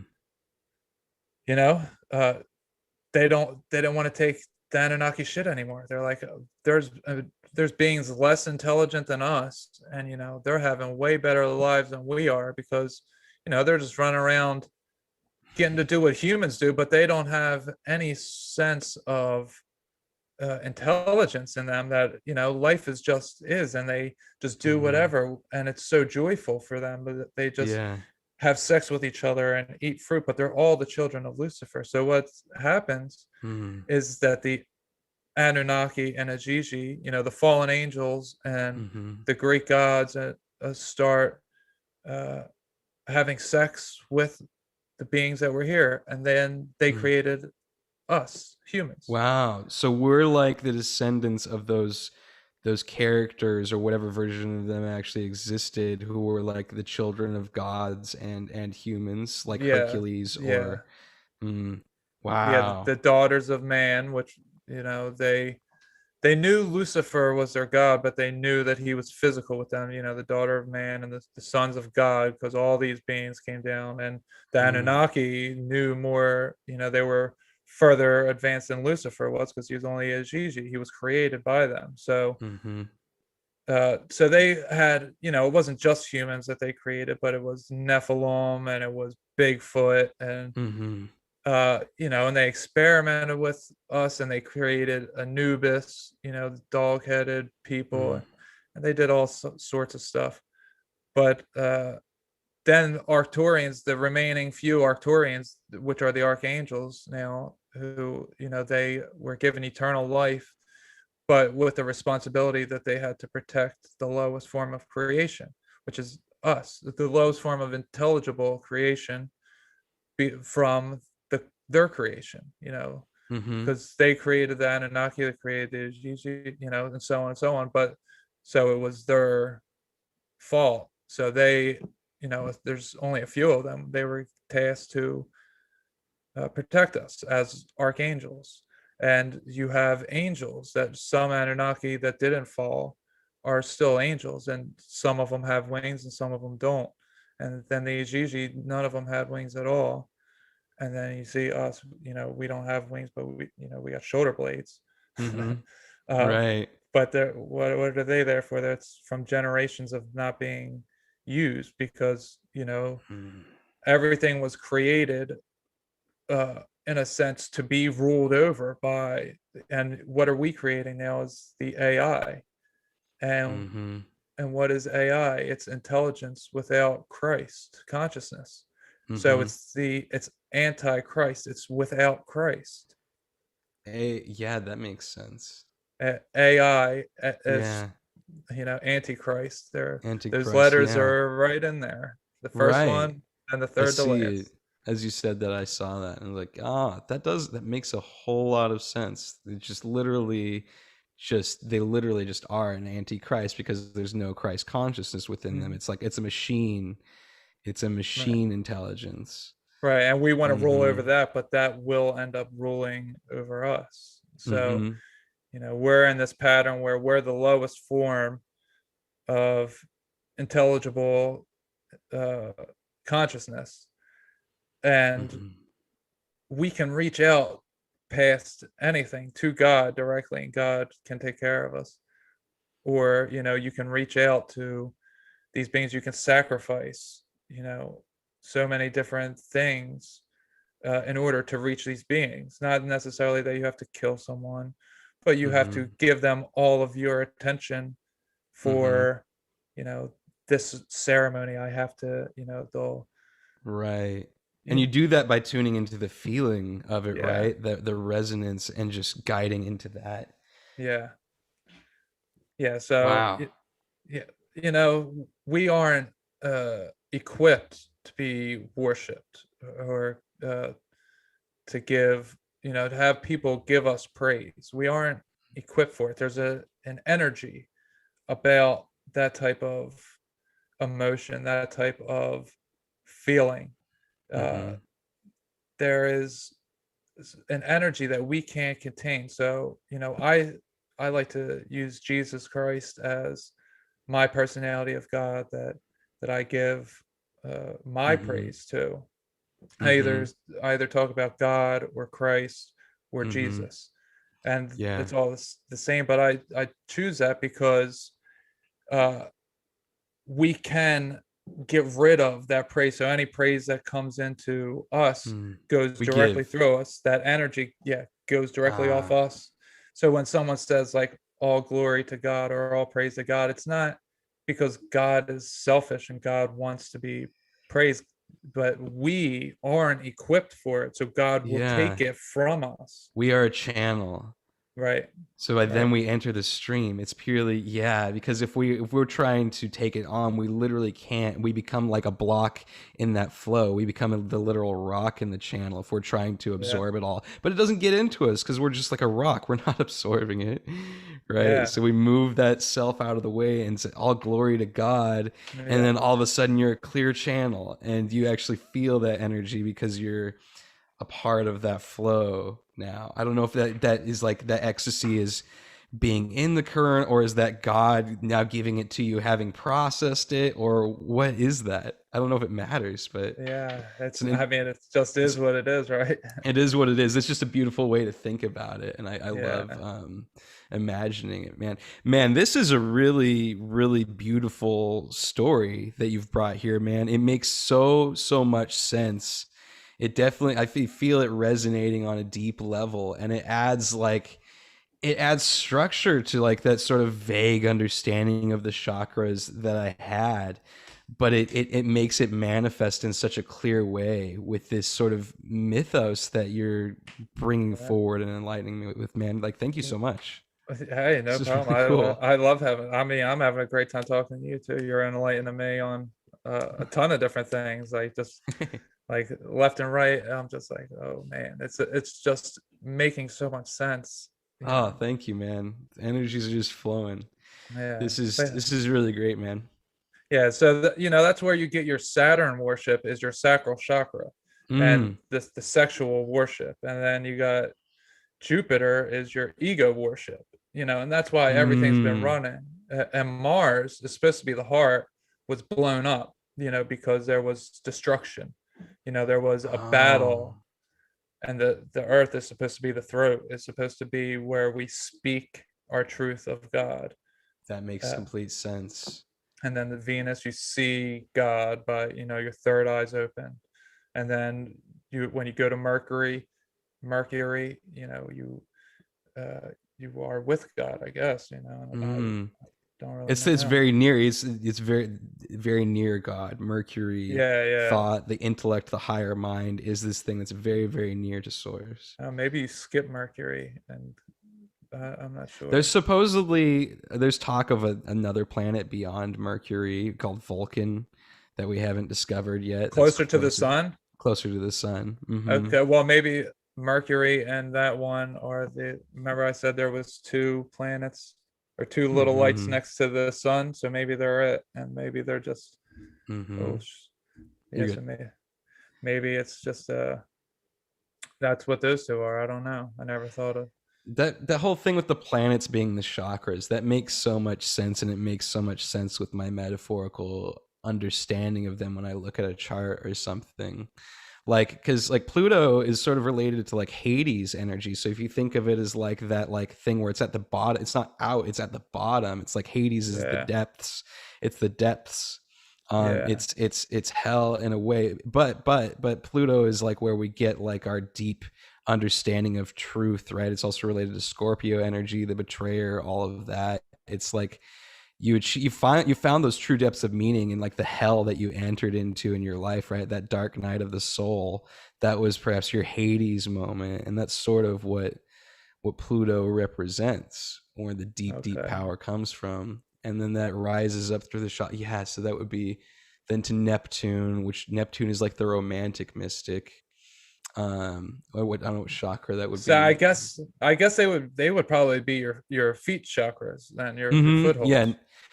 Neptune is related to the feet. Exactly. Pisces feet. The Yes. Neptune and yeah, because Uranus would uh be ankles, I believe. Uranus is literally your root Oh, it chakra. goes there. It's literally the root chakra. The Okay. root Okay. chakra, yeah, it's Uranus. God put it. It's called Uranus for a reason. It is Uranus Of course it chakra. is. Of course it is. It always is. Damn it. Yeah, and then you go up from there. Saturn Saturn worship the is sex worship. sacral. Ah. Yeah, Jupiter's the ego. It's almost as much as the sun. It has its own force field, and And that's it's the largest. uh It's flinging things around. It's protective. and that would be like in your stomach, kind of, right? Or Yeah, your yeah, solar right. And plexus. yeah, yeah, Yeah. yeah. Ah, that makes sense. Yeah. And then Yep, Mars. is the heart. That's interesting because Mars is desire Well, in the heart a lot of exploded. ways. The Yeah. exploding heart. That's what Mars is. Ah, The warring the heart, the broken wounded, heart. the broken heart. Yes, that makes Yeah, a so lot of sense. so now Earth has to take on the characteristics of the healing heart and the Mm, spoken heart, the spoken spoken, and truth. that's the throat So is that's your right throat. where it Yeah, crosses the body with the shoulders. That's where the cross is in the body, right? Is right at yeah, that yep, moment. So that's Earth. yep. And then we come up, what then, is it the third eye chakras that the Yeah, next one past the Venus. throat? Yeah, it's the only one that spins the Venus. opposite way because you start seeing the world the opposite way. And that's through what we're actually able to harmonize with other people. Because Venus is the planet of love and connection and harmony, and we have to harmonize through that third eye chakra that actually sees the energy of the things and feels the energy of the things. Yep. Is that Yeah. kind of okay? And then we got our Wow. crown. I guess the sun is the crown. Maybe okay. Well, Or I that would be guess Mercury. Mercury. Well, Mercury. Mercury and the other planet that you were just talking about would be the hands. Vulcan. You know, Oh no! Yes. Okay. That uh, makes sense. The hand chakras. right. And then we have the head. So that's the Ah, crown that's up the here. sun. Yeah, and then we have a star chakra above that, which Mm-hmm. is blocked out right now. It's blocked out by what, the Well, we moon can't get to it. or? We can't access it. Yeah, we can't access it through the Earth. Not that it's blocked out. It's a black hole that powers the sun. Mm-hmm. It's it's the source that gives every chakra system its power. Every Yeah. star that you see is just a new chakra system. So what is your thing with the moon? Because lots of times I think I've taught of the moon is like it's like representative of the divine feminine in a lot of Yeah. ways. But you're saying it blocks us in some way. I mean, that would Well, make it's sense because it blocking the keeps. actual divine feminine. Oh, interesting. Okay. It's the artificial version. The moon's an Oh, artificial structure. It was put there. It was, wow. you look at ancient, there's several ancient scriptures. That's how I started my awakening, was studying ancient uh, uh, North America, ancient Egypt, ancient South America, all, Wow. ancient societies in general. And there's many writings that talk about the time before the moon. And this was before the flood. This was, so the moon was put there. I know I've gotten this in meditation, is that the moon was put there to recede the waters from the Younger Dryas period, when it was the last ice age. Uh, to recede the waters, to control the waters, they put the Anunnaki, or whoever did it, put the moon there in order to recede the waters so that we had dry land, so that they could land, from Uh-huh. when they left on Noah's Ark, you know.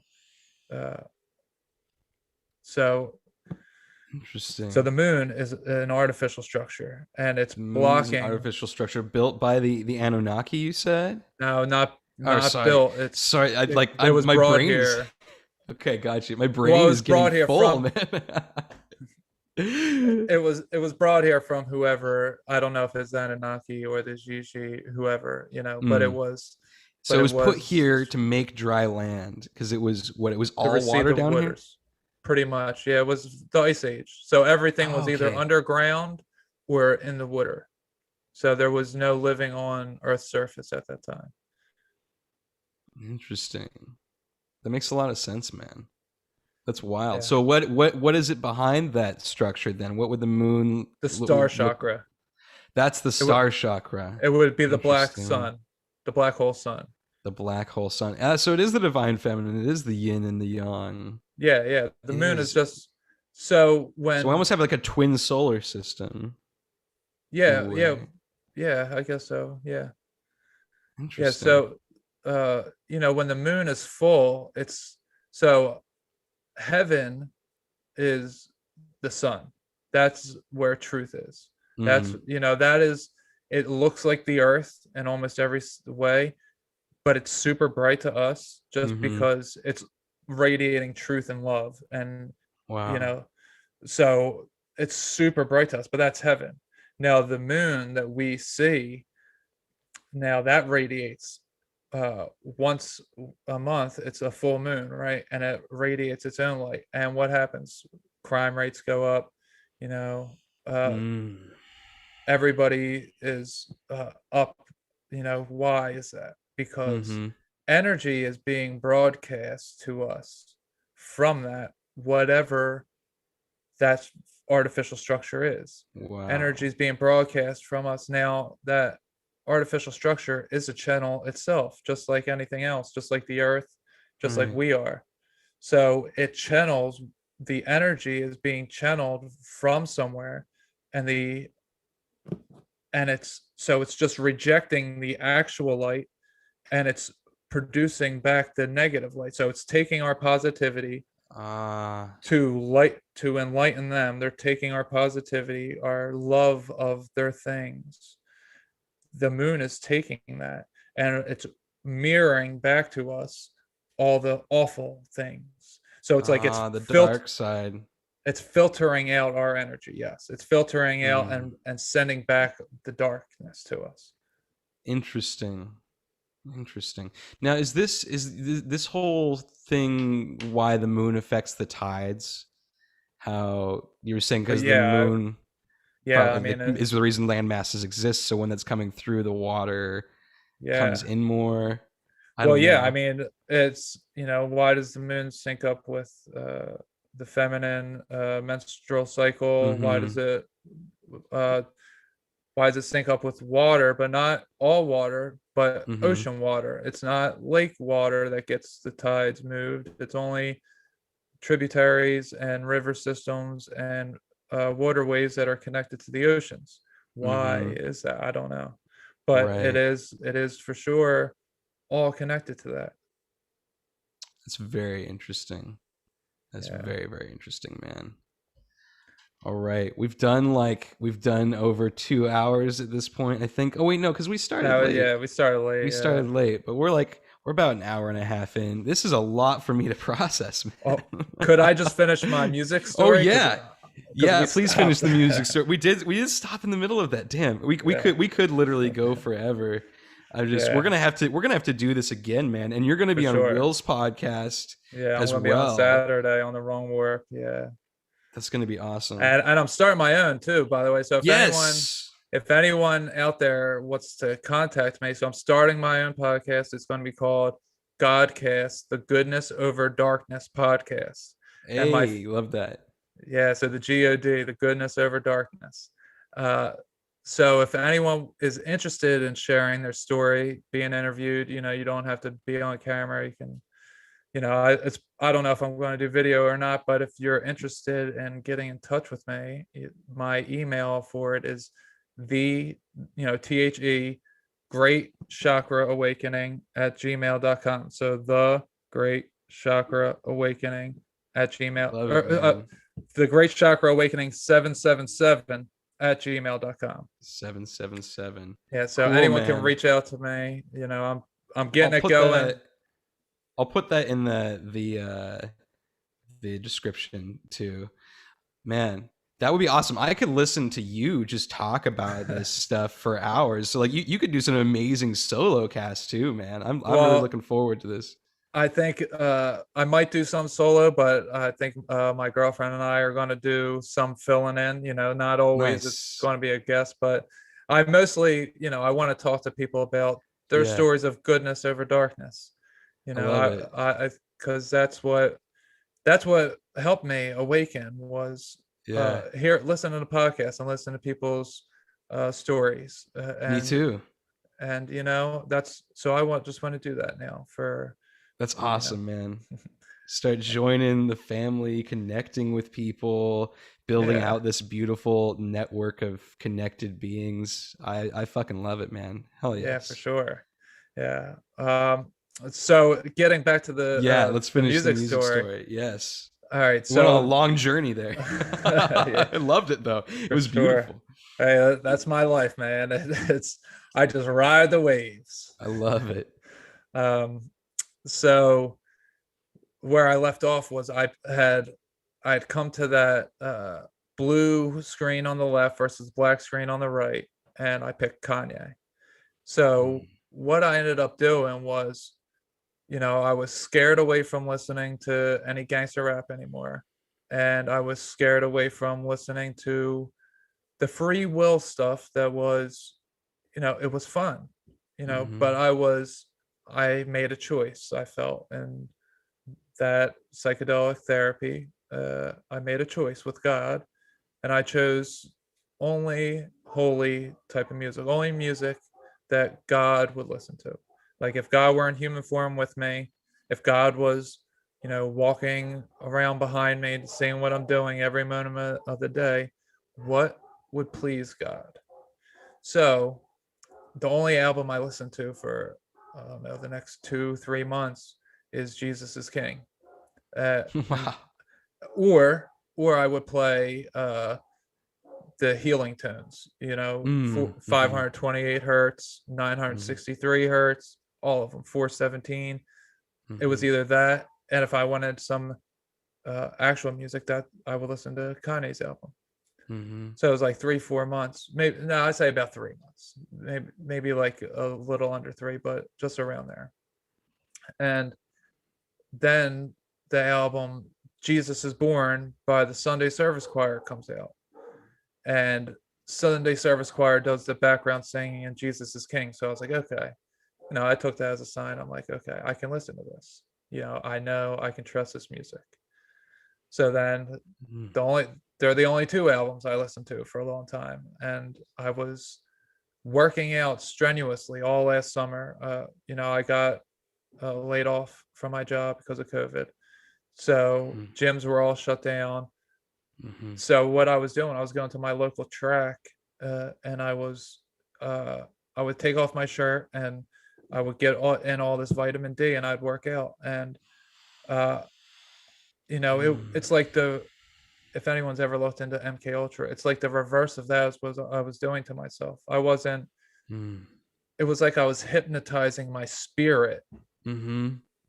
Uh, with MK Ultra, they'll break you. When you're at your breaking point, that's when they'll inject the little subconscious things that they want you to pick up.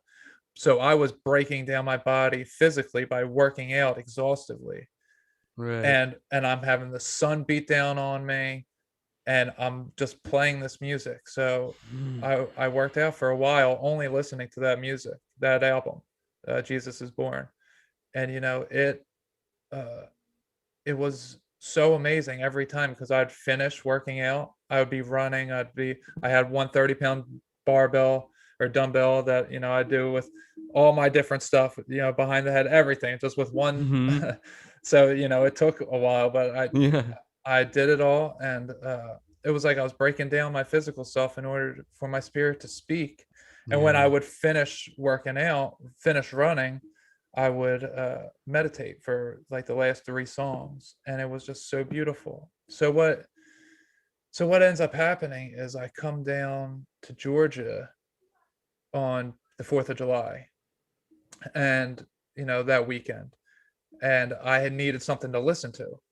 So I didn't know what to listen to. So then I come across this guy, Jonathan Traylor, was a Christian hip hop rapper, and his music just spoke to me, and it was just so beautiful. And it wasn't hard rap; it was very soft. It was more like pop, R&B type stuff, and it Mm-hmm. was beautiful. And so then he had like 6 songs on his album, and like that was okay. That's my new what I can listen to. So now I have these 3 albums, and then I get down when on my way here to Georgia, where I live now, is I it was a like a random Spotify list that was happened to be Christian worship that I didn't even know like that playlist existed, and I put it on, and boom, I get hit with all these different uh, artists. It's all different types of hip hop or Christian music. It's hip hop,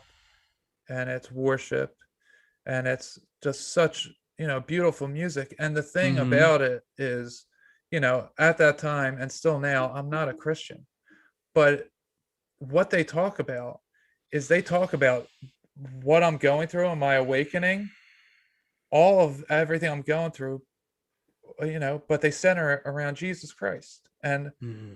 so it's like there's a stigma to it that, oh, it's not going to be good or it's going to be weird. Mm-hmm. And I so Well, I think there's a lot of stuff that's fake, maybe false prophet kind of stuff that Christian music has gotten associated with. yeah, But there's a lot of and artists corny like corny. rock, Christian rock. For when I was a kid, it got such Yeah. Christian music got such a bad rap for me that I stigmatized it, even Right. after all I been through. And I was only listening to, you know, 2 of the 3 albums I've listened to has the name Jesus in it. And I'm Mm-hmm. still not listening. I don't trust any of the other stuff because God didn't show me to listen to it yet. Right. So like I was fully invested in trusting that God would supply me music. Now, uh, I have on my Facebook page, I have probably like 400 songs or so of Shit. all the Christian hip hop artists. And I'm gonna I check it got, out. oh yeah, that was the first thing I did on there. I didn't add friends, I didn't go through to see people I might know. Like I'll pick up people if I pick them up, whatever. Mm-hmm. But I want it on there, which is, I only have like 2 pictures of myself on there too. But what I wanted on there for sure was my musical taste, because Mm-hmm. it's all that music is spiritual awakening. Mm-hmm. Maybe you don't, someone at home might not resonate with Jesus Christ yet, and I mean Mm-hmm. that's totally cool, because I didn't resonate with Jesus Christ for, you know, up until like this week, like it's Hmm. that I'm finally like at the next stage that I'm at in my awakening. Uh, Yeah. Well, you hear as you change in consciousness, you start hearing different things, right? And I've experienced that so often where it's like something I didn't get at all before or didn't resonate with at all. Like I'll hear it later and I'm like, wow, that strikes a chord in me when you rewatch a now. movie or re-listen to a Mm-hmm. song, Absolutely. it gives it new meaning. And Mm-hmm. so when I hear, you know, well, first off, these rappers are more lyrically talented than, any secular rapper that you could Mm-hmm. listen to. I put up Eminem or Lil Wayne. Like, yes, they are incredibly gifted with the gift of gab, and they're, Mm-hmm. those artists, like that's what drew me in was their use of words. It comes back to the card you drew. The words were the swords. They were that would pierce through, and it was be the most, the lines that would stick out to me would be something like, who could think of Mm-hmm. that? Like how could you rhyme such things and think in such terms? And it just blew my mind. But these Mm-hmm. guys are doing that without the aid of drugs, and Yeah. what they're talking about isn't murdering people, isn't doing drugs, isn't, you know they don't call women names. They don't tell Mm-hmm. you, they're not talking about sex organs.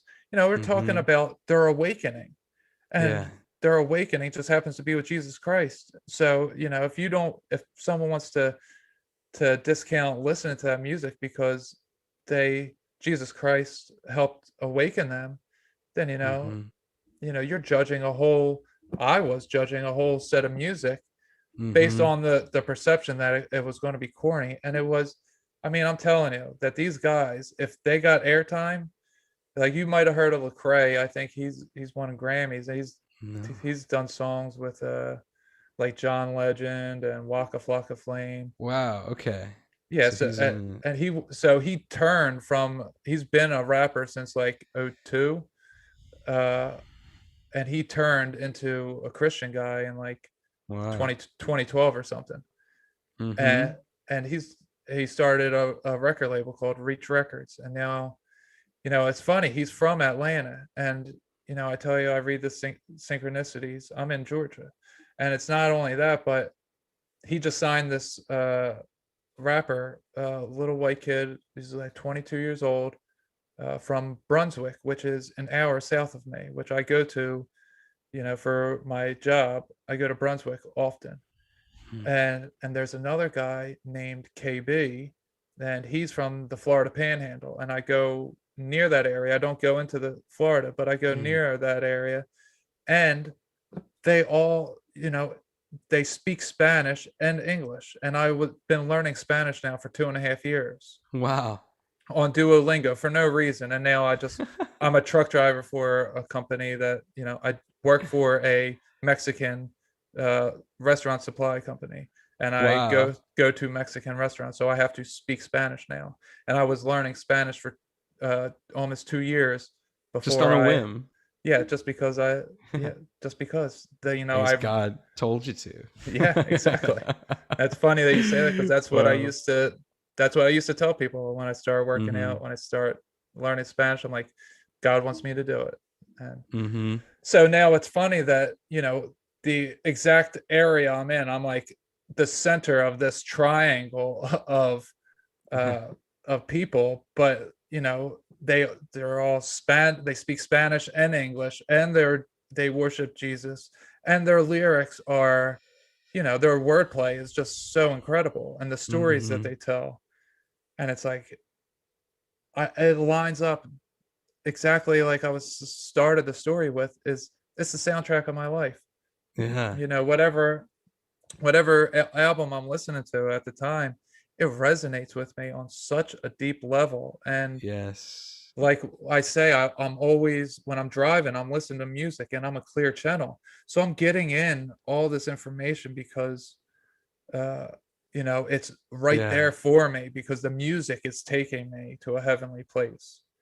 Yes, I get so much out of music too, man. I get so much.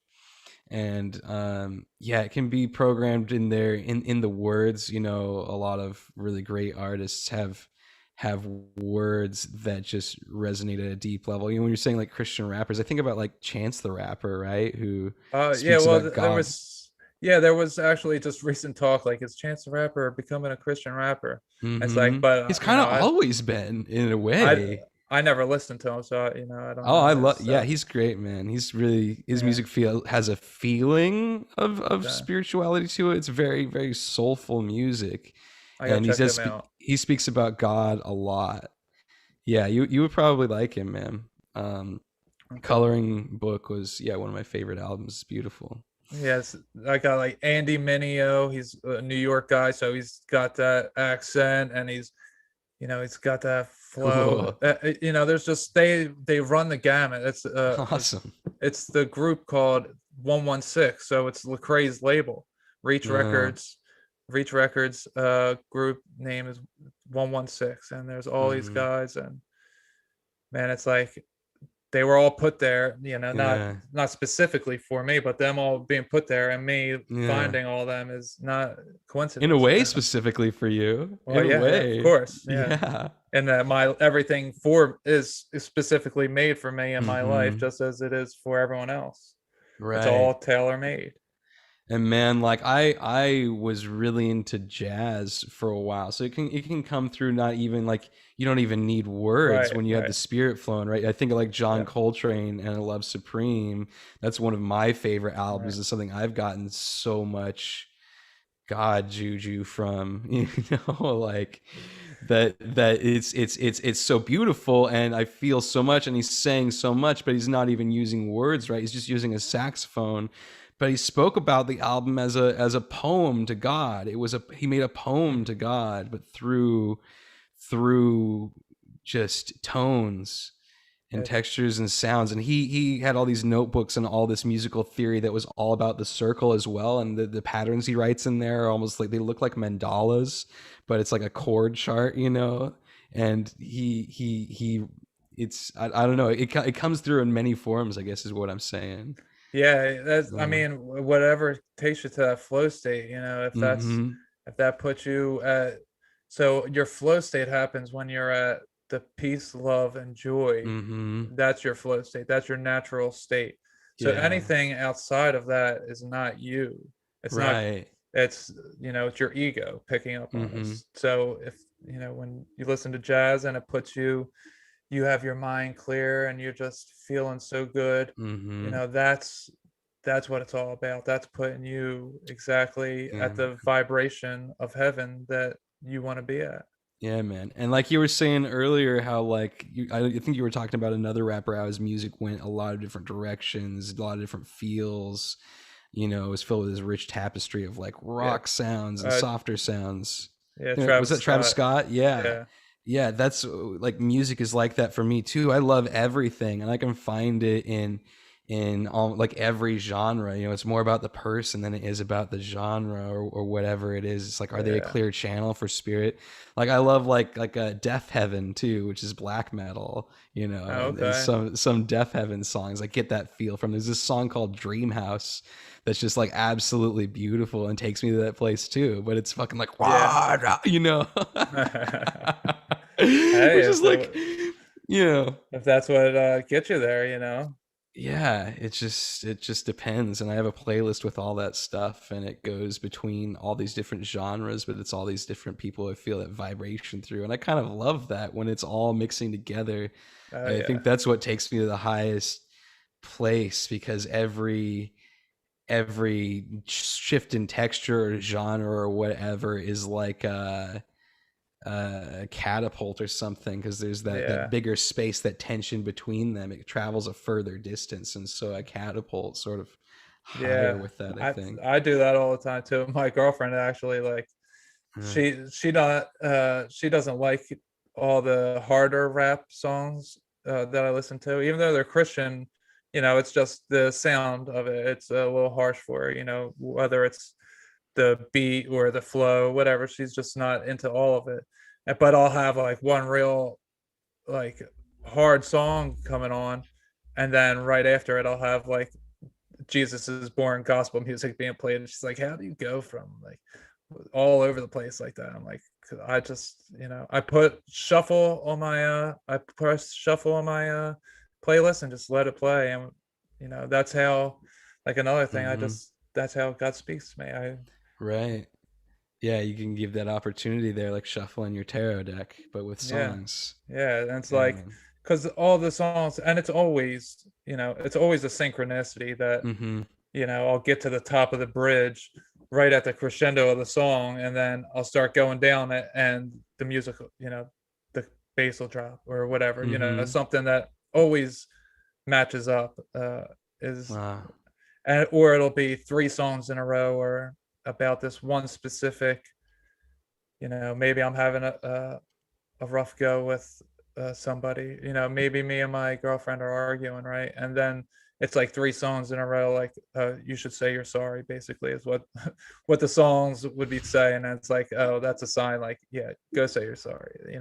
Hmm. So there always seems to be like some kind of theme to the Yeah. songs when you listen to multiple songs in a row and you try to pick a theme out. Yeah, totally. Totally, man. Yeah, that makes a lot of sense. I do experience that too sometimes. And I also experience times where it's like everything is coming up and it's like, oh, that's not what I wanted to listen to. You keep going and like wondering, is that a moment like I'm blocking the flow in some way? Or I don't know, is Yeah. searching. All sorts of things happen, you Well, know? maybe it's being blocked from you so that you can observe everything Mm, physically instead of feeling it. Maybe you can that makes sense. look around and, what is off about this that I'm not getting to my flow state. Maybe it's being blocked to Hmm. show you that something is off around you. Right. Right. That makes sense. And sometimes it seems like I'm just called to silence. I'm called to silence a lot these days. You Yeah. know, sometimes maybe the ego mind is attached too much to the music and now it's becoming a thing. 'Cause that happens to me. Like as a musician, like I can get into these spaces where I'm just thinking about like the drums or like being critical or like, or like, oh, I would play that better, which is really, really fucking weird. And I Right. can get into those spaces and then it's like, oh, my whole joy for music starts to dissipate, right? Because I have all this ego attachment to it, Yeah, and you you're, know? it's not just you, it's anyone with their ego. It's the need Hmm. to criticize as if we could do better. It's like, Right. if you could do better, you would be doing that, Yeah. So it is our And it's ego. It's just that false prophet, it's it's, this outside the moment thing. Like it's this thing already happened. What do you mean you could do better? It literally it yeah, happened without you. Like, yeah, yeah.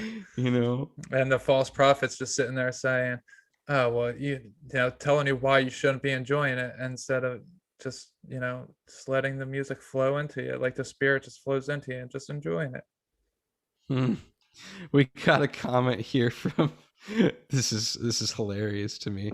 Straight bet Twix. Someone random on Twitch because this is streaming all three places. So of course something like this would come through. We've opened up to all things. We've opened up to the demons of hell. They say tarot cards and Jesus don't go together. Gods call out witchcraft, speaking to the dead, spells as evil, abominable acts. What do you have to say about that, man?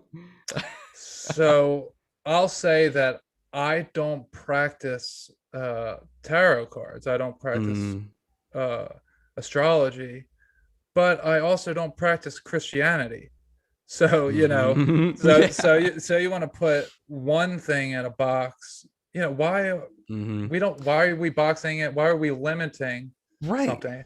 It's like How it's like when you said like rock music was of the devil. That was a thing too, right? Yeah. It's like Well, actually, I think that they were probably right about that, because maybe that's when the devil started being in the music, was with all that shit and that's true. all But the then it doesn't parts of, have to be that way, like gangster rap right, versus the Christian rap, right? I feel like right, tarot cards and astrology and witchcraft, speaking to the dead, mediumship, spells, all of this stuff, they're neutral. They're not evil in and of themselves. They're nothing is, neutral. Nothing is right, evil in and of right, itself. So that is right. such a mistake to think that way. And I feel really sorry for this The person the and most how boxed in they are. Oh yeah. The most evil thing that there is free will, because it is our Mm-hmm. free will. Everyone has the same free will, which is why there's murder and there's Mm-hmm. this and that. If we all had God's will, that Mm-hmm. stuff wouldn't exist. So free will is evil. If anything is evil, free will is evil. Mm-hmm. But I would like Right. to ask that person, you know, Jesus went to uh, brothels to speak to hookers. He went to Mm-hmm. where the miscreants of the nations, everyone who was cast aside, he went to them. In the same way that, how is God going to wake me up when I'm a drug addict sitting in prison for stealing, from breaking into Mm-hmm. several different stores and stealing? Like, what Mm-hmm. am I going to be reached through tarot? Am I going to be reached through Christianity? Or am I going to be reached in a way that's designed for me, tailor made for me? Mm-hmm. So, God's reaching you or anyone else who chooses tarot through tarot. Yes. God is going to reach you in whatever capacity that is. And if it's a hooker Yeah. having sex with a priest to become more spiritual, or if it's Mm-hmm. a gambler losing his house in order to Mm-hmm. wake up from the destruction that he's causing. Yeah. Yeah, it doesn't matter what we It doesn't do. matter. God will God's speak to going you to through speak to us. He'll speak to you through whatever you put in front of him. God's going to reach us. And in fact, I Mm-hmm. would say that God would shine less brightly on someone who's trying to be God themselves by externally judging, as if they are Mm-hmm. externally God, as if what they say is ultimate, Yeah. as if their judgment of good versus evil is the ultimate judge of good versus evil. That ain't for us to decide. That is only God to decide what is Beautifully good, put. what is evil. There is no words, especially objective words, not subjective words, but objective words, have are very important to be defined by the writer, the author, the speaker, because my when I say God to somebody, that puts an image in their mind Mm-hmm. of, and let's just take for example that the image of God for someone might be a white man in the sky Mm-hmm. that rules over all of us. The classic. Right, right. So my image of God, when I say God, if I was to say God, uh, God showed me something because it was this time and this happened, and all these different connections that I made, and I said God showed me. If you think God is a person in the sky, then that's not going to make any sense. But if you No. understand that, to me, God is the life force of everything. Mm-hmm. And the life force of everything is what powers everything here. Because without life force, then there is nothing. So when I say God is everything, then God is your digital clock. God is you. God Mm-hmm. is your children. So when your child does something at this time and you see something, it is God showing God about God. And it's all God. And Mm-hmm. we want to individualize everything as this is this and this is that. And I got to put tarot in this box because someone someone's perspective on the Bible, this ancient 2,000-year-old book, someone a couple hundred years ago transcribed it as meaning that tarot cards are evil. So that means it's evil. No, you're actually abiding by a person's definition of evil, because a Mm-hmm. person wrote that, a person Right. defined that, a person transcribed it, and now a person said to you, that person Mm-hmm. that made the comment, a person said to you that tarot is evil, and now you are following that false prophet, because Mm-hmm. tarot is not evil, and tarot is a thing just like any other thing, like Mm-hmm. Buddhism, Hinduism, Christianity, Islam. Mm-hmm. They're all things, they're all vehicles. Mm-hmm. And we have certain ones that may have higher vibrations on a regular basis than other ones. And Mm-hmm. maybe certain ones are used in nefarious ways. But Mm-hmm. I will guarantee that Christianity and Catholicism have done more to hurt people and keep people contained than every other religion or spiritual practice combined. And Yeah. I only listen to Christian hip hop and Christian worship, and that I worship not actually I don't want to use the word worship, but that I choose Jesus Christ to be the person that I want to Hmm. be like, the Hmm. person that I look up to, because He's your symbol of goodness. yeah, well, he won the Yeah. video game, this Yeah. this Yeah. is a video game, Yeah. and just like that commenter is trying to externally be God, Hmm. that's that's running the video game the wrong way. That you have Hmm. to run it the other way. Be God of yourself. Hold Right. yourself accountable. Don't allow yourself to judge others, because Right. if you were God, like you're supposed to be, you would love that person, come as you are. You're supposed to love Hmm. that person, love thy neighbor. That the second commandment. You know, so what's actually going on is people are just being misled by false prophets. Hmm. Well said. Very beautifully said, man. That whole thing. There's so many times I just like, yes, keep going. This person, even though, they're struggling with something, they're a beautiful gift to us in this moment, right? Because that comment just sent us down a beautiful cascade of even more information there. So, I And mean, maybe I thank enlighten you. that person.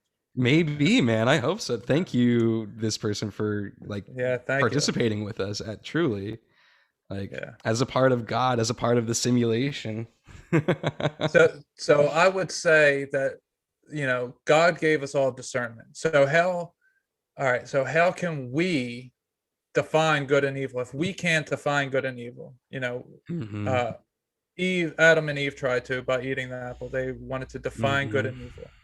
Hmm. So all right, so now I just put in everyone's mind that we can't define good and evil. So now someone might be like, oh well, how are we supposed to do anything? Is ever anything okay then?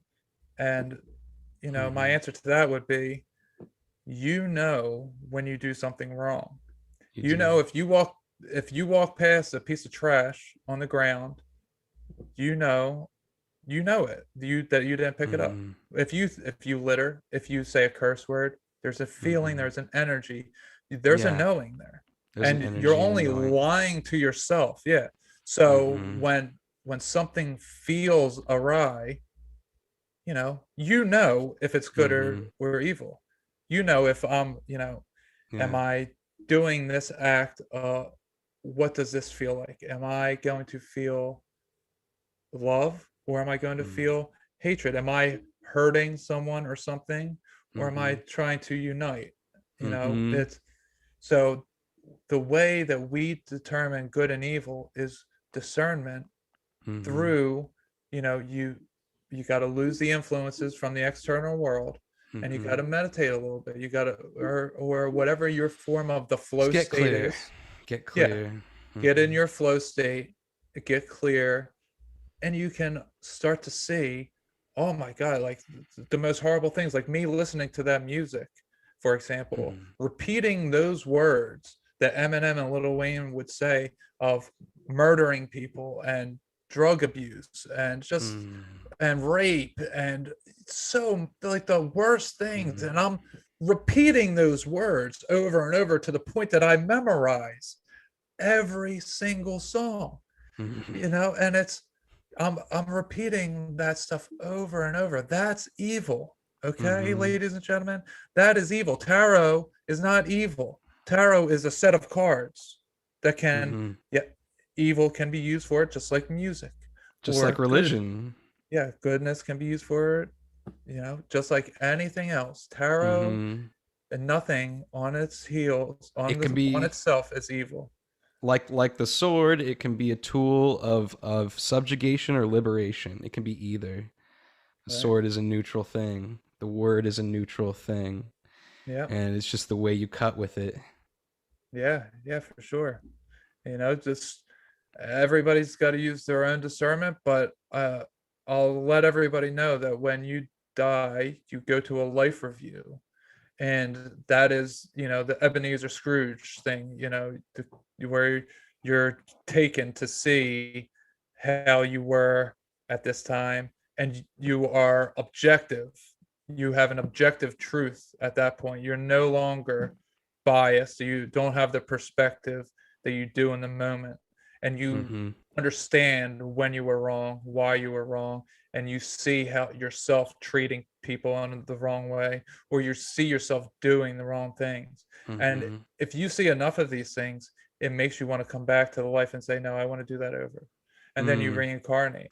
It makes complete So sense. so I would tell that person, or anyone that thinks along that way, it's you have to be honest with yourself at all times. You have to get a base level of honesty. Mm-hmm. If you have a base level of honesty, okay, then you can start to understand that it's not us that are supposed to be judging anybody. If you're the observer in your life, if you're always in the mind frame of you're going to observe this at some time, and are you going to do the right thing here, or are you going to do the wrong thing here? And if you're in that mind state and you always do the right thing, even if it's because you're afraid of doing the wrong thing, eventually it will start to feel right. And you'll Mm-hmm. want to do the right thing because it feels good. So when Mm-hmm. you're no longer walking by the trash that you see, you're now picking it up because there's an energy to it. And it makes Mm-hmm. you, when you leave that piece of trash on the earth there, you can feel it on your body, and Mm-hmm. you can pinpoint. You're like, oh, you know what? Yeah. Well, I could have had a better day if I didn't have that negative energy of walking by that Mm-hmm. trash without helping clean it up. Right. You do it for the joy of it. Yeah, it It feels good. feels good. Like we were Right. saying at the very beginning with the work thing, and just God is telling you, is communicating to you through how things feel, and it just, like you said, when you're struggling too much, it's like, well, God doesn't want me to Right. struggle. Like God wants me to feel good. So those little things that you like don't want to do because it's like, oh, I don't want to waste my energy. It's like, well, Right. maybe it would actually give you energy to do it. Right. And You and know? it's, if it does give you, when you do the wrong thing, Mm-hmm. it can give you a Mm, rush or an it's ecstasy, true. right? But It's true. it is a very much a It's fleeting. fleeting glimpse of it. So, Mm-hmm. when I, And it for leaves you example, feeling hollow. oh, it does, because it makes you feel Mm-hmm. worse when you come back to Mm-hmm. physicality. So, Like a drug. right, right. So you shoot up the heroin, you go to heaven, and then you Mm-hmm. come back, and then you're like, oh man, I'm back. Oh, and Mm-hmm. it's worse because now I got a hangover. I just want to get high Mm-hmm. again, and then it Mm-hmm. becomes its own thing. Yeah. But when you're living your life to be like Christ, when you're holding yourself to the standards of God, and none of us are perfect. So let me Mm-hmm. make that real clear. I am not perfect at Mm-hmm. all. I'm not even close.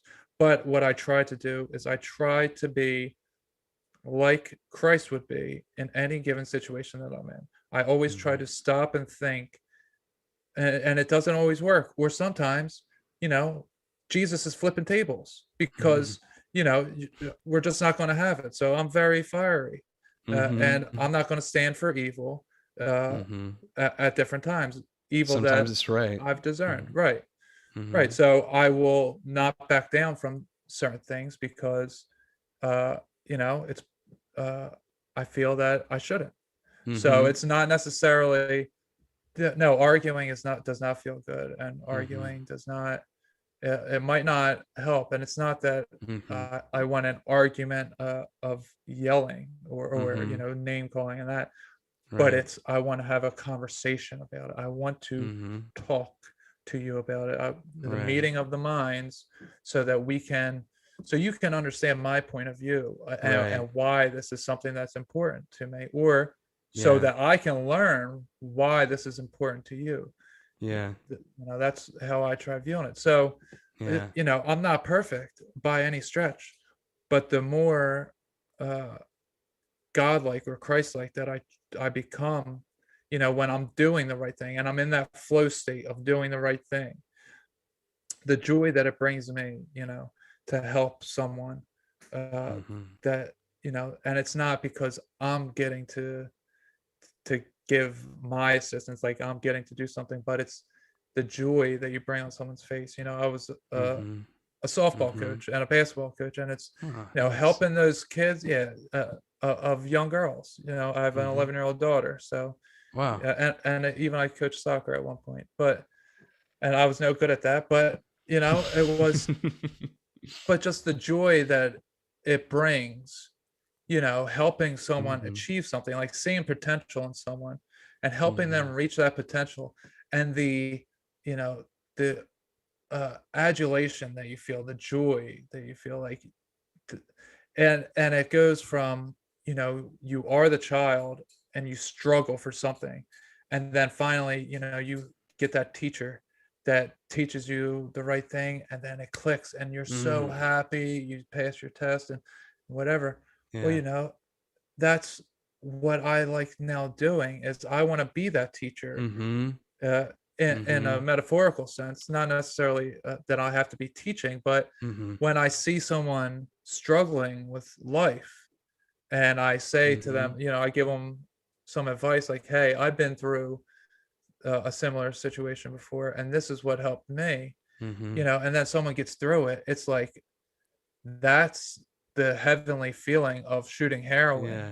And I Yeah. don't have any of the bad side effects. Nothing And is in more fact, rewarding. it's right. It's a lasting, it's much longer lasting, the side Mm-hmm. effects of the goodness. Like I said, I was in that Mm-hmm. nirvana like state for 10 days, Yeah. and it was, no drugs needed at all of any kind, just Mm-hmm. And it's something you can build upon, like that lingers with you. You can build upon it. The next time you do it, oh it'll yeah, go even higher, like that stairway right. to heaven almost, or Right. something. And how I am, I told you I always go big and I always want to Yeah. better myself. So, like I hit that for 10 days. I want to do so much good, Mm-hmm. so that next time it can last, 30 days, 15 Mm-hmm. days, whatever, just better, 11 days, 10 days and Yeah. 1 minute, just better than the Yeah. last time. It's, Just better. I can do better acts when something disappointing happens. So. Maybe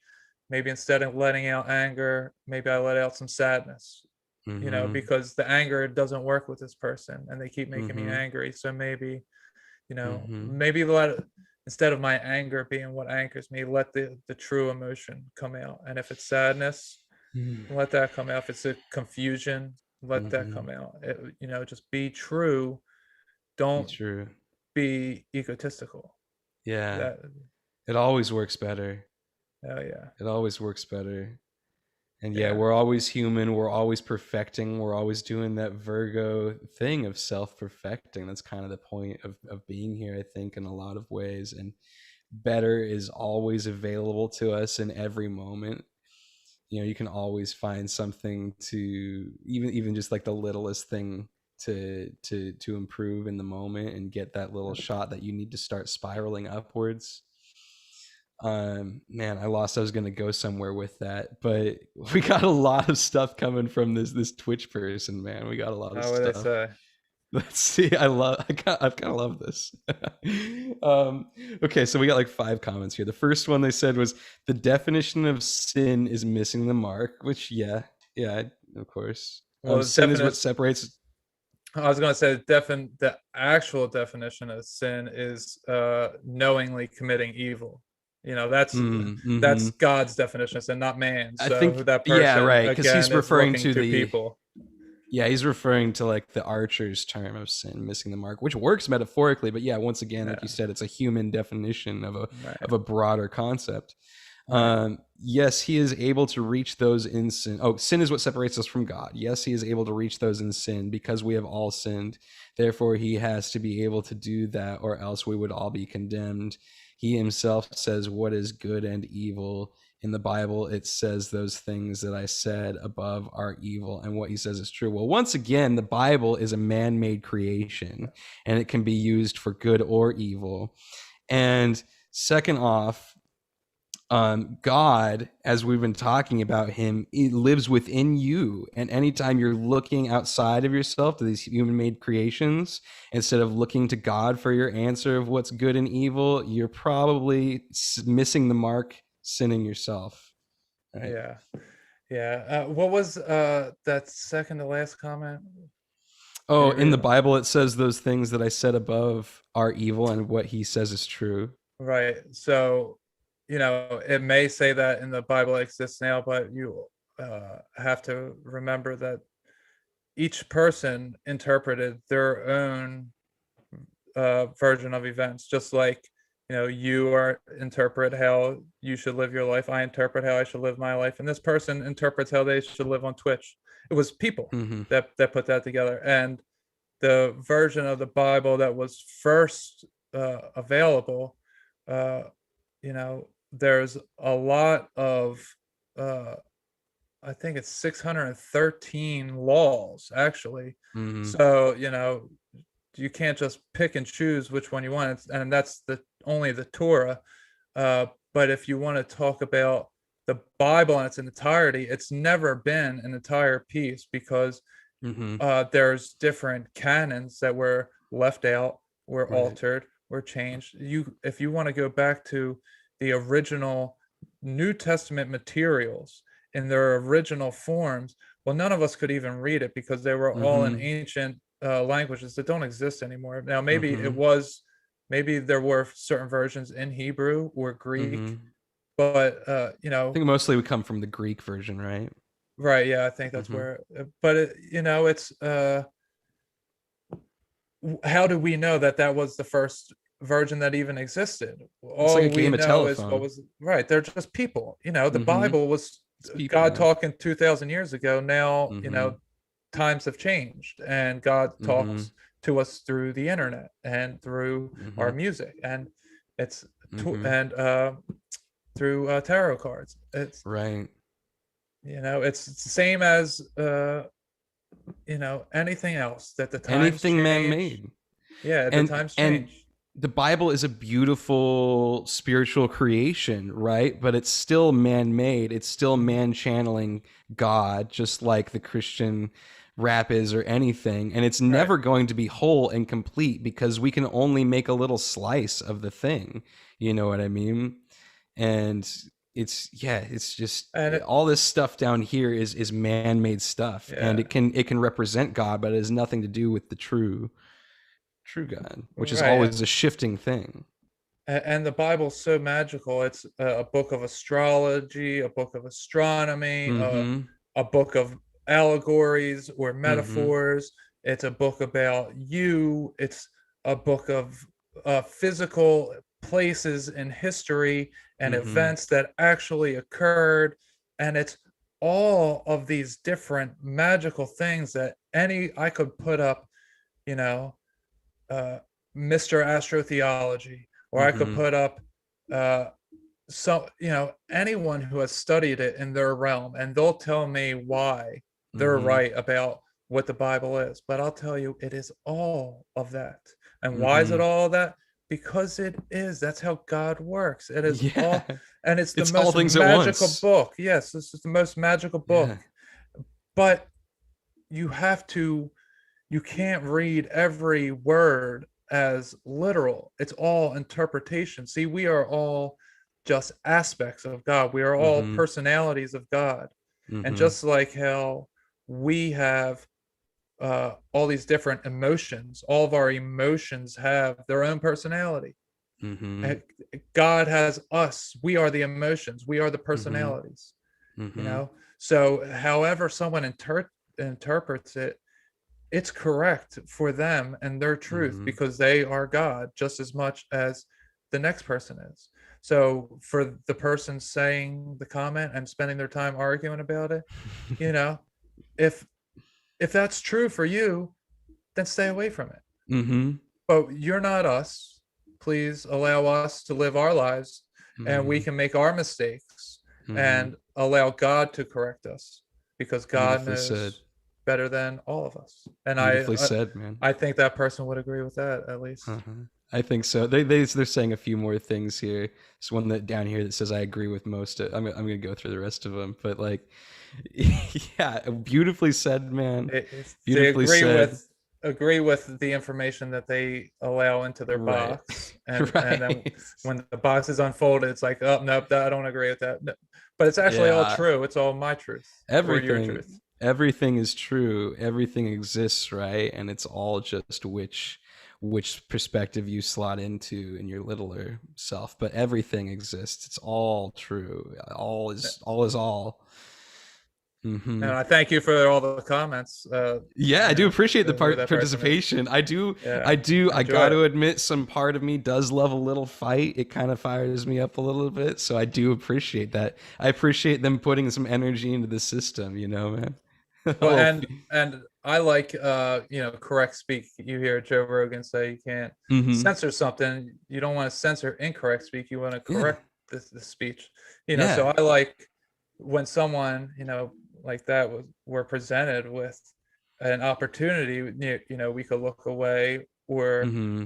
from them and just ignore it. You could go a different route, start berating a person because they Mm-hmm. think differently than you, or maybe you can have the truce like Yeah. that tarot card said. We Yeah. can have a meeting of the minds, and Mm-hmm. I can explain to you why it's okay for Mm-hmm. tarot cards and why, for us anyway, now, and it might not be for everybody, and that's Mm-hmm. okay, but just And be god of yourself, not of us. yeah, and they've given us this beautiful opportunity to explain all that and to do that. Truly, it's an opportunity that they've presented us with, right? Right.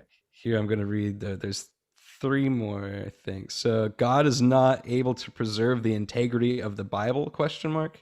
I can love you guys for who you are and want to help you if you are doing something to hurt you. Okay, thank you for your concern. I think we're doing okay. Yes, And yes, someone hurt you?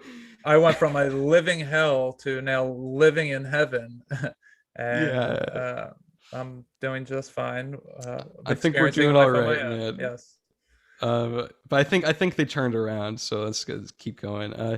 Have you ever been wrong about something? Yes, of course. We're Of human. course. Jesus Christ. I'm wrong about a Uh, lot of things. and then so the last one. I agree with most of what you are saying. Loving God and others is everything. I disagree in that we will always convicted. A little grammatical error there. We'll always convicted for doing something wrong when it is truly wrong.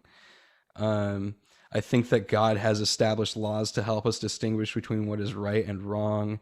Think about children. There are things that they do that are wrong that they don't realize is wrong. There are things that God strictly says not to do, and it is to protect us because He is for us and He loves us. Well, I think I can remember back when I first started doing things that didn't feel good or you felt guilty for or you were like lying or doing sins or whatever. I feel like I always knew. It was Mhm. just like you want to dip your toes in those waters, A kid's like, Right. "Oh, what's this sin going to feel like?" But I think you know. You Right. know. Like, when you do something wrong, right, when you're a kid, I know this is for Mhm. me anyway. My parents would call me. I'd be like, oh shit. I get Mhm. that feeling of guilt. Is Mhm. this going to Mhm. be the moment? Yeah. Because I knew I You did know. wrong. Yeah, Yeah. everybody knows. So Everybody knows. This person is playing a little game we call externalizing God down here. yeah, yeah, And yeah. yeah. That's all right. I thank them That's for all the right. Yeah. conversation, but Yeah, absolutely. I'm absolutely grateful for the conversation because the things that came out of that I thought were fucking awesome. When we just did like almost another like hour out of those things, that was yeah, was beautiful. So I wish this person well. I wish them well in their journey. They're clearly going through something, as are we all. But I all right, thank them for coming in here yeah, and bringing us that opportunity. yeah, yeah. Thanks for watching. All Hey, right, hey, man. maybe that person can email me at Yes. the Great Chakra Awakening 777 at gmail.com, and you can tell me yourself your story on goodness over darkness, you overcoming the dark side. That would be really cool, man. Yeah, I would love to hear from this person in more detail and see you guys have a meeting of the minds, I think there could be some amazing transformational alchemy that could come out of that, right? Yeah, I welcome any conversation with anybody Yeah, about dude. anything. I feel like you would kill it talking with anyone, man. Like, people all on the vibrational spectrum. You just have this clarity about you that I think brings forward the right things when they need to be said. And I would love to listen to that. I would love to I listen to think that. that's I thank you for the compliments, but I think that's just me being in that flow state, Yeah. integrating the spirit world into how I act, which Mm-hmm. now has cleared out my channel so that I'm in a flow Yeah. state so that, most times that what's coming out of me is, you know, from Yeah. uh from the heavenly realms, from God. That's how I interpret it. I appreciate you doing the work to become that clear channel, man. I really do. I We appreciate myself appreciates it. yeah, truly. Yes, it's true. It's self-rewarding. That's the beautiful thing about it. It's Yeah. both a gift to everyone around you and a gift unto yourself. Oh yeah, it's the It's best gift. self, it's the best. Keeps on Yeah. giving. All right, man. How you feel? You feel ready to call it? I think we did a Yeah, solid. I think dinner's gonna be ready in a few minutes. Yeah, I'm getting hungry, man. Yeah, I got a headache right now from, I guess, from all these from probably that person right Pro- now putting all that yeah, a little bit negative of energy. toxicity. Yeah. A little toxic jumped in. It's cool. It's cool. I still Yeah. think it was really awesome. Yeah, for Um, sure. yeah, man, it's just time. It's time. It's time to go recovery. We did our work. It was great. We got to listen to Ketsu Band's birthday podcast tonight. Are you going to be there checking in on that? Yeah, happy birthday. Hell I yeah. will check it out. Yes, for Yeah. sure. I would be I checking gotta it out. go. I'll have 2 hours. I have another little group meeting tonight at 8, but after Oh, that. But I hope nice. I get to check out most of it. Yeah, man, it was so good having you on. Yeah, we gotta do this again. I'm not exaggerating when I say I couldn't have even imagined how well this went. So thank you so much, man. I think you downloaded a shit ton of beautiful wisdom to share with people, and I'm so glad I just gotta be here for it. Yeah, Thank you. thank you. Yeah, thanks for, having me on, and thanks for all the kind words. And I want to help people the way that I was helped, and doing Yeah, podcasts and start my own podcast is just the exact way. you're But doing are it, you going to man. be on Saturday on the Secret Show? Oh yeah, yeah. What time is that one again? I'll be So there, I think. we're starting like 8:30. Well, for you it'd be Perfect. like 5 Yeah. 5:30. Yeah, yeah. I teach, but I'll be done teaching by then. Perfect. Yes, I will Okay, yeah, most definitely be there. we're gonna do a long time. So Hell yeah, man. I'm looking forward to it. yeah. This is So so great. So I can only imagine. I can only imagine. yeah, so I'll definitely be in touch with you. Yeah, And we can man. set something up for you to be on my show, and I Yes. come back on, and we'll just do it. Here's to many more conversations in the future, man. I definitely feel Absolutely. like I feel a part of the tribe with you, this new tribe of creators that's coming It's funny together. you say that, because that's what I felt earlier. I was like, I feel like Mm, I'm finding my tribe. yeah, exactly, man. Yeah, so It's that's coming together. yeah, for sure. I'm All so right, man. happy. All right, brother. Fantastic to talk with you. I will Yeah, talk to you you again too. soon. All right. All right. Thank you, everyone. As always, if you want a reading from me or if you want to reach out and talk to me for any reason, you can reach out to me Facebook, Instagram, the recovering thought addict at gmail.com or just wherever. I know you'll find me if you need to. Love you, everyone. Thanks so much, Todd. Thank you. Peace. Bye.